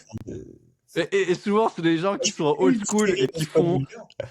Et, Tu me dis? et souvent, parce que c'est les gens qui sont old school et qui s'entraînent à l'ancienne, ils font genre 4 5 6 séries Ah par. ouais, Alors là, ouais, ça ouais. devient la folie. Ah là là. Ah, je sais pas comment Parce ils que font. là, concrètement, la raison pour laquelle on rigole et les gens ne comprennent pas forcément, c'est qu'en fait, ce qui surstimule le système nerveux, c'est pas seulement la quantité. On a dit que c'était le principal facteur. Il y a la fréquence aussi, faire trop de séances, s'entraîner tous les jours, pas laisser le temps au système nerveux de récupérer. Il y a le fait de trop solliciter d'un coup, mais il y a aussi le fait de, au sein d'une séance, de faire des exercices qui sont très stimulants. Les exercices polyarticulaires, qui ont une grosse composante technique, qui ont parfois une dimension d'équilibre, d'équilibrer la charge, machin et tout. Tout ça, c'est d'autant plus de choses qui vont stimuler le système nerveux, parce que bah, bien évidemment, c'est le système nerveux qui coordonne les muscles pour qu'on soit équilibré, qu'on perde pas l'équilibre, qu'on gère une charge importante, qu'on continue à stimuler le système nerveux même s'il est fatigué. Enfin là c'est le meilleur moyen de créer le code rouge, l'alarme du système nerveux, raison pour laquelle on se tapait une barre. Donc voilà, on a posé tout ça. Maintenant que c'est posé, bah, après on peut aller du coup, on sait quels exos on fait. On peut aller dans ce truc de le modèle de progression double, qui est le meilleur moyen de créer cette surcharge progressive, qui est vraiment très simple, très organique. Il n'y a pas de connaissances complexes à avoir. On sait que, par exemple, OK, je commence sur chacun de mes 4 exercices. Une fois que je me suis échauffé, je fais 2 séries, ce qu'on appelle les séries effectives. Séries effectives, c'est les séries où vraiment je vais chercher à aller donner le meilleur de moi dans ma série et aller chercher de la progression. Et du coup, dans ces 2 séries effectives, si je me connais pas trop, je vais chercher une charge où j'ai ce ralentissement pour savoir quelle charge j'ai besoin d'utiliser pour être dans cette fourchette de 6 à 10 reps dont on a parlé. Du coup, à partir de cette séance test, je peux savoir que sur mon squat ou sur mon tirage à la poulie ou sur n'importe quel exercice, ok, j'ai besoin par exemple, on va prendre l'exemple d'un mec, j'ai pris l'exemple d'une femme plutôt, prendre l'exemple d'un mec pour tirage à la poulie par exemple. Ok, je sais que à mon niveau actuel, pour une charge de 40 kilos au tirage vertical, je sais que je peux faire 8 reps et j'ai mon ralentissement qui arrive un peu avant à 6, 7. Et du coup, je fais une ou deux reps de plus et je m'arrête du coup à 8 sur mes 2 séries. Et ok, là, je sais que c'est super, j'ai fait un super exo. Et ben, le modèle de progression double, c'est tout simplement se rendre compte que, la semaine d'après, je vais arriver à faire 9 répétitions pour les deux. Et puis la semaine encore d'après, toujours sur 2 séries, je me rends compte que il y en a une où j'ai réussi à faire 10 la première, et la deuxième, ça a dégringolé à 8. Et du coup, je vais continuer à m'entraîner jusqu'à arriver à 10 pour les 2 séries. Et à partir de là, je peux faire 2 choses. Soit rajouter une série supplémentaire et tenter de maintenir le 10 pour les 3 séries, soit je peux mettre une charge plus lourde, c'est ce qui est le plus simple et le plus efficace, et du coup redescendre à 6 ou 7 reps et de nouveau remonter progressivement la fourchette, etc. Donc ça, en fait, en appliquant juste ça, je peux me créer moi-même un programme d'entraînement. Je sais combien de fois je vais de séances de fois à la salle, quel jour, quelles sont les thématiques et groupes musculaires par séance, combien d'exos je fais, on a vu tout ça, quel type d'exercice, première partie de séance polyarticulaire, deuxième plutôt isolation, et quel niveau d'intensité je vais chercher, et j'ai les indicateurs pour savoir, ok, est-ce que l'intensité elle évolue dans le bon sens ou pas, est-ce que je devrais mettre plus, quand est-ce que je mets plus de quoi, plus de séries, plus de charges. On a vraiment couvert tous les éléments, c'est un épisode plus important, mais il y a non seulement toutes les données physiologiques qui vous permettent de savoir pourquoi c'est pas bon de suivre des indicateurs qui sont peut-être votre étoile polaire actuellement, comme les courbatures pour certains d'entre eux, c'est leur Graal. Ok, si j'ai pas de courbatures, j'ai foiré ma séance, et si j'ai des courbatures, tout c'est très bien. Non, là vous avez et vous pouvez aller vérifier et on pourra vous donner, si vous le souhaitez, mettez-nous en commentaire toutes les justifications physiologiques, parce que alors là j'en ai à l'appel à vous donner, il n'y a pas de problème. Et je comprends que ça puisse être choquant d'entendre certaines choses qu'on a dites aujourd'hui, qui pour nous sont banales et on dit ça comme ça, tranquille, parce que pour nous c'est le b.a.-ba en tant que professionnel, mais pour certains d'entre vous ça peut être waouh. Donc non seulement on a pris le temps de vous donner toutes les bonnes raisons et on peut vous en donner beaucoup plus s'il y a besoin de les études scientifiques et même enfin tout ce que vous voulez par rapport à ça. Et vous avez également tous les éléments pratico-pratiques qu'on vous donnait plutôt à la fin. Désolé pour ceux qui voulaient les éléments pratiques dès le début. Je pense que c'était intéressant de faire dans cet ordre-là d'un point de vue pédagogique. Maintenant, c'est à vous de jouer. Carrément. On attend les retours. On attend Hmm. les gros physiques en commentaire. Bah ouais, ce que je pense qu'on peut faire à partir de là, déjà, c'est donner tous ces éléments-là dans la checklist dont on a parlé. On attendra peut-être d'être arrivé à la fin de la première série. Je pense qu'on fera un truc comme 7, 8, 10 épisodes maximum pour cette première série. Et du coup, on pourra vous donner pour tous les épisodes la checklist des choses à avoir avec potentiellement des ressources supplémentaires. Par exemple, pour la mobilité, on vous a donné quelques points de repère, on pourra vous en donner un peu plus. Mais s'il y a besoin de savoir ok, concrètement c'est quoi les exos pour telle articulation, etc. Pareil, ici, on pourra aller beaucoup plus en profondeur, les exercices. C'était très bien, effectivement, comme tu le disais, d'aller chercher des choses qui nous plaisent, qui nous font plaisir. Ceci dit, tous les exercices ne se valent pas suivant les morphologies et certaines personnes qui vont avoir bien plus de résultats bien plus rapidement avec certains exercices parce que ça correspondra mieux à leur bras de levier anatomique plutôt que d'autres personnes. Donc voilà, on peut pas tout dire dans un épisode, mais par contre, on peut vraiment vous faire une checklist super exhaustive et on Ouais. peut même vous donner plus d'éléments. Mais alors, tu Euh, vois, ça, je pense, c'est des trucs avancés dans lesquels ils n'ont pas forcément besoin de se focus parce que la plupart, déjà, ils n'arrivent même pas à développer leur maths vraiment. Donc, c'est vrai. applique ça et développe ta masse et tu vas voir, ah bah ouais, c'est les épaules qui prennent. ok, il y a juste la variante, tu prendras des pecs. Enfin, après, tu vois, c'est plus du détail selon moi. C'est pas par là qu'il faut commencer, tu vois. Je suis entièrement d'accord. Et en même temps, pour les gens, tu vois, qui se diraient, allez, vraiment, en 6 mois, j'ai envie de faire un truc top, bah, c'est là que ça peut être intéressant de soit d'engager un professionnel, comme on vous le recommande Là, à depuis le ce début. stade, je pense que si vraiment t'es au stade où t'arrives pas à progresser et en 6 mois tu veux vraiment faire un gros truc, il faut prendre un pro, tu vois. Ouais, Parce que tu yes, pourras pas acquérir tous ces trucs, même après 3 4 ans d'entraînement. c'est sûr. Enfin, c'est trop c'est pas possible, tu vois. Au bout d'un moment, faut être réaliste aussi, quoi. Non, je suis d'accord, mais je me dis que tu vois, il y a des personnes qui nous écoutent et qui peut-être vont se dire, ah putain, j'ai jamais été face à un coach comme Olivier ou Arthur. Bah, j'aimerais avoir plus de ressources de votre part et c'est peut-être là que ça peut être Ouais, intéressant pour nous ouais. de créer une formation en ligne ou quoi, Ah ou oui, peut-être même carrément, ouais. En plus, de créer, par exemple, sur du détail, ouais, carrément. sur une journée, tu vois, par exemple, je sais pas, cet été, par exemple, à Bordeaux, voilà, on propose un week-end ou une journée pour, s'il y a Mm. de la demande dans le podcast, tu vois, donner une date. Enfin bref, ça donne lieu à des possibilités qui sont, pourquoi Ouais, pas, ouais, carrément. intéressantes. Je suis d'accord. Ah, Et je voulais juste ajouter un dernier point sur vas-y. la surcharge en course à pied, parce que du coup, moi, je me suis mis beaucoup à la course à pied ces Ah, derniers temps. yes. Et je pense que ça peut être intéressant et c'est très simple. Honnêtement, il n'y a pas besoin de se prendre trop la tête. C'est y aller hyper progressivement en termes d'augmentation du volume de course à pied. Donc déjà, être conscient de quel volume on court, ça, je pense que la plupart des gens ne sont pas conscients. Donc mesurer combien de kilomètres tu fais sur une semaine. Et si sur cette semaine-là, tu fais, admettons, 10 kilomètres, la semaine d'après, passe pas à 12. Tu vois, déjà 12, bon, en vrai, tu pourrais, mais tranquille, j'aurais plutôt tendance à dire entre 10 et 12, donc vraiment 12 étant la fourchette très haute.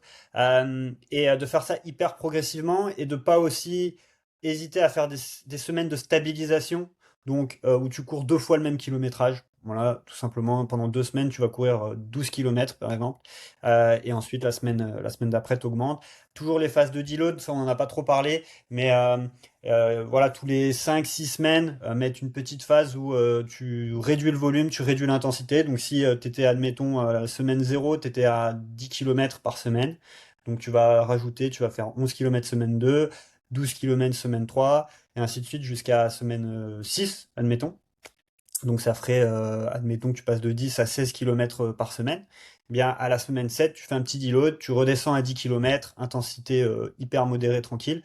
Et semaine 8, tu reprends à 16 et tu remontes comme ça progressivement. C'est un exemple de progression, mais en tout cas, vraiment y aller hyper progressivement dans son augmentation du volume de course et être très très progressif parce qu'on a vraiment tendance à passer de 10 à 15.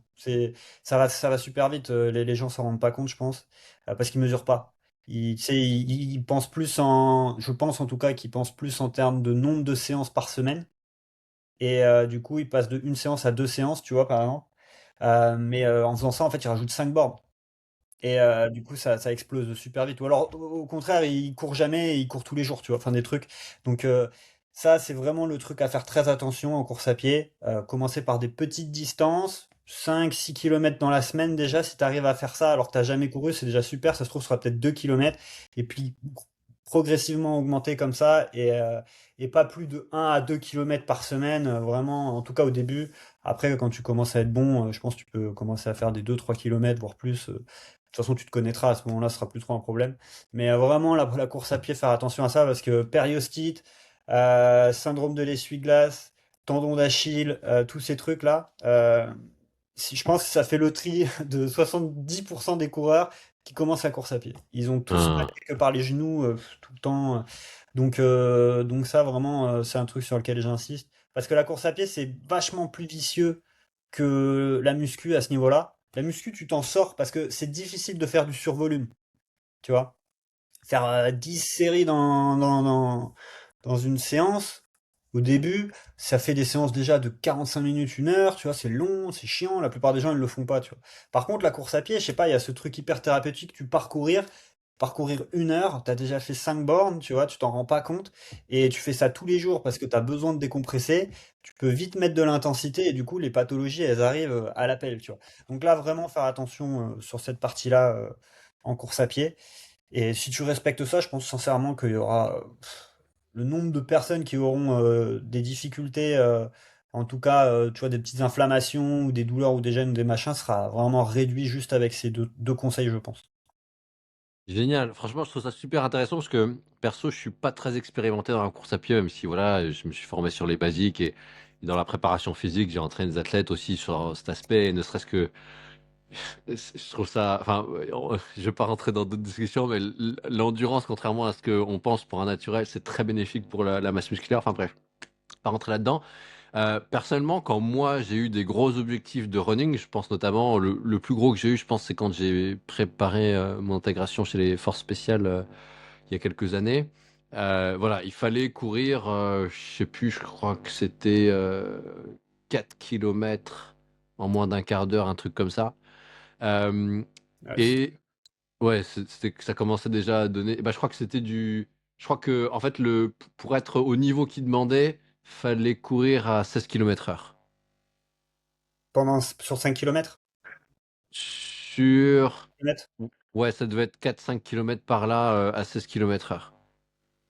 Ouais, c'est solide quand même, hein, parce que Ouais, un bon 5 kilomètres, t'es dans les 15-16 minutes, je crois, si je dis pas de bêtises. ok. Et je ne saurais pas donner l'allure, mais ah bah, quoique aussi, c'est facile. Euh, bah, 16 divisé par 5, 15 divisé par 5, ça fait 3 minutes au kilomètre. 3 minutes Oui, au kilomètre, c'est solide. C'est une bonne. ouais. Là, Ouais, t'es à, ouais. bah ouais, t'es à, je pense, 10, je sais pas les maths, mais peut-être 17-18 km heure. Ah ouais, ouais, c'est même encore plus que ce que je Euh, pensais. donc, ouais, t'es pas loin quand même, tu vois. Bon, t'as 2 km heure, mais c'est solide. Oh, bah ouais, ça fait une différence énorme. Ouais, 2 ouais, c'est km. sûr, mais bon. Quoi qu'il en soit, j'étais pas du tout au niveau et je me suis préparé et j'avais relativement peu de temps. Et c'est vrai que je pense que parce que j'ai cédé un peu à la pression, un des trucs que j'ai mal géré, c'est l'augmentation du volume. Et même si je me suis pas fait mal, j'avais pas d'irritation ou quoi que ce soit, mais les sensations étaient vraiment mauvaises, quoi. Je prenais pas de plaisir. Et voilà, du coup, il y avait un enjeu. J'ai fait mon choix en conscience et c'est tout. Mais la raison pour laquelle je partage ça, c'est que je pense qu'effectivement, la progression en volume, elle est largement sous-estimée en termes des impacts, des conséquences que ça a, même sans forcément parler du corps qui commence à donner des signaux stop.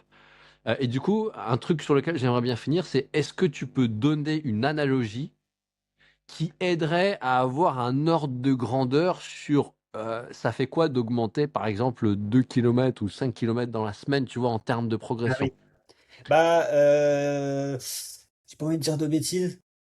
Euh, je crois que 1 kilomètre de course à pied, c'est 3000 steps, Ok, si je dis pas de bêtises.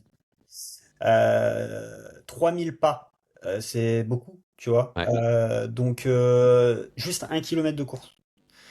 Donc, je pense que ça, c'est peut-être une, je sais pas si ça représenterait une analogie, mais c'est peut-être un moyen de mesurer aussi l'impact que ça a. Ça fait 3000 cycles, enfin pas 3000 cycles du coup, mais quasiment, tu vois, la ouais, moitié, 500 cycles de pieds qui tapent contre le sol, tu vois. En plus, sur juste 1 kilomètre de plus. Donc, je pense que ça donne une bonne indication quand même de à quel point le volume, l'augmentation du volume sur la course à pied peut être sensible. Je vais quand même vérifier ma donnée. ouais, Donc, je trouve ça intéressant parce que je pense que toute personne qui, par exemple, va un minimum en nature et a pas fait de rando depuis genre longtemps, tu vois, imaginons quand, je sais pas, le temps devient sympa au printemps et tout, et les gens retournent faire des balades, des randos et tout, bah, les premières fois, souvent les gens, tu vois, ils ont même parfois des courbatures, en tout cas des douleurs un petit peu par-ci par-là, parce que, entre guillemets, le corps il est rouillé et il n'y a pas à s'en faire. Mais juste sur de la marche, sur une activité très tranquille, le fait de faire plusieurs milliers de pas, parce qu'on fait une sortie en nature alors qu'on n'avait pas forcément l'habitude de le faire dans son quotidien, on sent déjà l'impact. Et du coup, quand on a ouais, ça en conscience, je trouve que ce que tu dis là est quand même intéressant en termes d'ordre de grandeur. C'est-à-dire que si je fais 3 km de plus, on peut se dire 3 km, c'est pas grand-chose en courant, etc. Mais ça fait 9, on va arrondir à 10 000 pas de plus. je me suis trompé, c'est la moitié, c'est 1500 pas. Ok. Donc mais c'est quand même énorme, tu vois. Ça fait 1500 pas 1 kilomètre. Ouais, bah ça fait 4 500, enfin on va dire 5 000 Ouais, pas de plus. Effectivement, quand on sait l'impact que c'est surtout sur un sol ouais, dur comme du béton pour les genoux, encore plus pour les gens qui sont en surpoids où bah, il y a la surcharge. C'est comme pour les gens qui sont pas en surpoids, courir avec un gilet lesté, forcément, c'est beaucoup plus Ouais, taxant et sollicitant pour les articulations. ça me Donc, dépasse. effectivement, quand on en revient à l'échelle des pas, parce que kilomètres, on se dit 1, 2, 3 kilomètres, c'est pas grand-chose. En termes de pas, si on parle de 3, 4, 5 000, ouais, je pense que là, ça remet un peu les choses. Ouais, je pense que ça Merci. peut aider. Peut-être ça parle pas tant que ça, je sais pas. Mais en tout cas, voilà, faut bien songer à cette différence aussi d'intensité entre juste marcher et courir. Tu vois, il y a une différence où le mollet, bah, t'as un effet ressort du mollet. Le tendon d'Achille, à chaque fois, il vient s'étirer, raccourcissement, je sais plus comment on appelle ça, là. Euh, Les réflexes myotatique. ouais, mais enfin, c'est quoi? C'est allongement, raccourcissement, je Oui, crois que attends, comment on dit en français ça? Parce que en c'est. anglais, on dit le straight reflex, et j'ai tellement fait de formation en anglais qu'en C'est français, ça, c'est le réflexe myotatique, mais bah, c'est pas tout à fait du réflexe myotatique, mais en gros, voilà, t'as vraiment ce truc où le tendon, tu vois, vient se comprimer et s'étirer ouais, rapidement. Donc c'est ouais, pas pareil que de la marche où c'est assez doux, tu vois, et au final, il y a quand même des effets où généralement quand on part en voyage, ça je l'ai souvent vu chez certains clients, c'est ils partent en voyage par exemple à New York, tu vois, dans des villes où tu marches, tu marches, tu marches, ils font genre 40 000 pas par jour, ils ont jamais marché, bah, j'avais pas il y a longtemps, il y a un client, il pouvait plus marcher pendant 2 jours. Tu vois. Et là, on est à des degrés où il passe de 15 000 pas, allez, 10-15 000 pas par jour à 40 000 pas. Donc il y a un énorme, quand même, tu vois. Mais en course à pied, c'est beaucoup plus serré. Et ne serait-ce que déjà, bah, 2-3 000 pas en plus sur une semaine, avec cet effet d'intensité de rebond, bah, c'est énorme, tu vois. Donc je pense que ça donne un repère. Et du coup, bah voilà, se donner vraiment ce truc au début déjà de 1 km maximum. Pour les gens en surpoids, bah, si tu es en surpoids, moi je recommande de pas courir quand tu es en surpoids. Je trouve que c'est pas logique de faire dans ce sens-là, sincèrement. Donc juste perdre du poids déjà, parce que ne serait-ce que, en fait, je pense qu'il faut se rendre compte de ce que c'est de prendre 5 kilos, de courir, tu vois, à moins 5 kilos et à plus 5 kilos, et de se rendre compte de l'impact que ça a sur tes chevilles et sur tes tendons et sur tes machins. Alors si tu t'enlèves ne serait-ce que 15 kilos, en fait, c'est bon, ta course à pied, elle sera changée. Si tu veux progresser en course à pied, perdre du poids, le problème, il sera déjà à 90% réglé. Surtout pas de lesté. Le lesté, je trouve que c'est pas du tout pertinent, même pour des gens, des athlètes de haut niveau. Tu vois aucun athlète de haut niveau travailler en lesté, en endurance. Enfin, j'en connais pas personnellement. Donc, je trouve ça assez con, honnêtement. Donc, voilà, se lester, pas du tout. Après, peut-être pour des prépas euh, force spéciale, parce que ils aiment bien avoir du barda. Donc là, dans ces cas-là, ça peut être pertinent. Mais c'est autre alors, être chose. encore plus progressif là-dessus, tu vois, si on est sur 1 km max sur quelqu'un de non lesté, bah, quelqu'un de lesté, je mets 200 mètres, tu vois, vraiment très très faible augmentation du volume là-dessus. Et puis voilà. Donc je sais pas si ça donne cette analogie que tu recherchais un petit peu pour se donner un repère. Honnêtement, je trouve ça déjà parlant, et ce serait intéressant peut-être de se poser sur le truc pour sortir avec vraiment une image qui soit très très parlante, pour que les gens Ouais, vraiment se rendent compte du premier coup, tu vois. de Mais l'impact. honnêtement, je pense que déjà le fait effectivement de se rappeler que 1 kilomètre, c'est 1500 pas, c'est 1500 euh, euh, impact, Oh, entre bon. guillemets, ou en tout cas avec le béton, qui est quand même un sol extrêmement dur. Ouais, je pense que c'est déjà un bon point de départ, et bienvenue s'il y a des gens qui ont dans les commentaires qui nous écoutent, qui ont des meilleures analogies. Sinon, on essaiera de Après, ça revenir peut avec être une meilleure la prochaine fois. identifier des distances, tu vois. La tour Eiffel, elle fait 300 mètres. Ça fait 3 tours Eiffel en plus Ouais, par semaine, du coup. ouais, Juste 1 km, hein. ouais, C'est carrément. trop, tu vois. Donc, je sais pas si ça parle aussi, mais. Carrément. Ça met vraiment en perspective le fait de passer de la longueur de l'horizontale à la verticale, carrément. Ouais. Bien, est-ce qu'on s'arrête là pour aujourd'hui? Ça fait un bon épisode, hein. Yes. Sacré épisode, et en même temps, ouais, je suis ravi parce que de toute façon, je savais que c'était un gros morceau, Ouais, ouais. cette thématique-là. Et je pense que c'est bien d'avoir tout le déroulé, tout le fil. Donc, ouais, dites-nous en commentaire ce que vous en avez pensé. N'hésitez pas à peut-être aussi nous dire s'il y a certains points sur lesquels revenir, sur lesquels on est passé vite, parce que honnêtement, on a fait un tour d'horizon. Mais voilà, c'est l'avantage, c'est qu'on a pu parler grosso modo de tout, mais de rien vraiment en détail, à part pour les quelques éléments physiologiques où j'ai eu un peu plus explicité. Donc voilà, on est là pour vous, on est là à votre service. Faites-nous savoir vos besoins, on sera ravis d'y répondre. Et puis, bonne digestion de tout ça. On vous fera un récap sur cette fameuse checklist pour avoir un truc actionnable. Et puis, on se retrouvera prochain épisode pour une nouvelle thématique pour adresser un autre point qu'on n'a pas encore adressé dans la liste initiale qu'on avait faite pour le prochain épisode. Pendant le premier épisode, pardon, et pour le prochain. Carrément. Merci à tous pour l'écoute. Et puis bah à très vite. À très vite. Ciao, ciao. Ciao.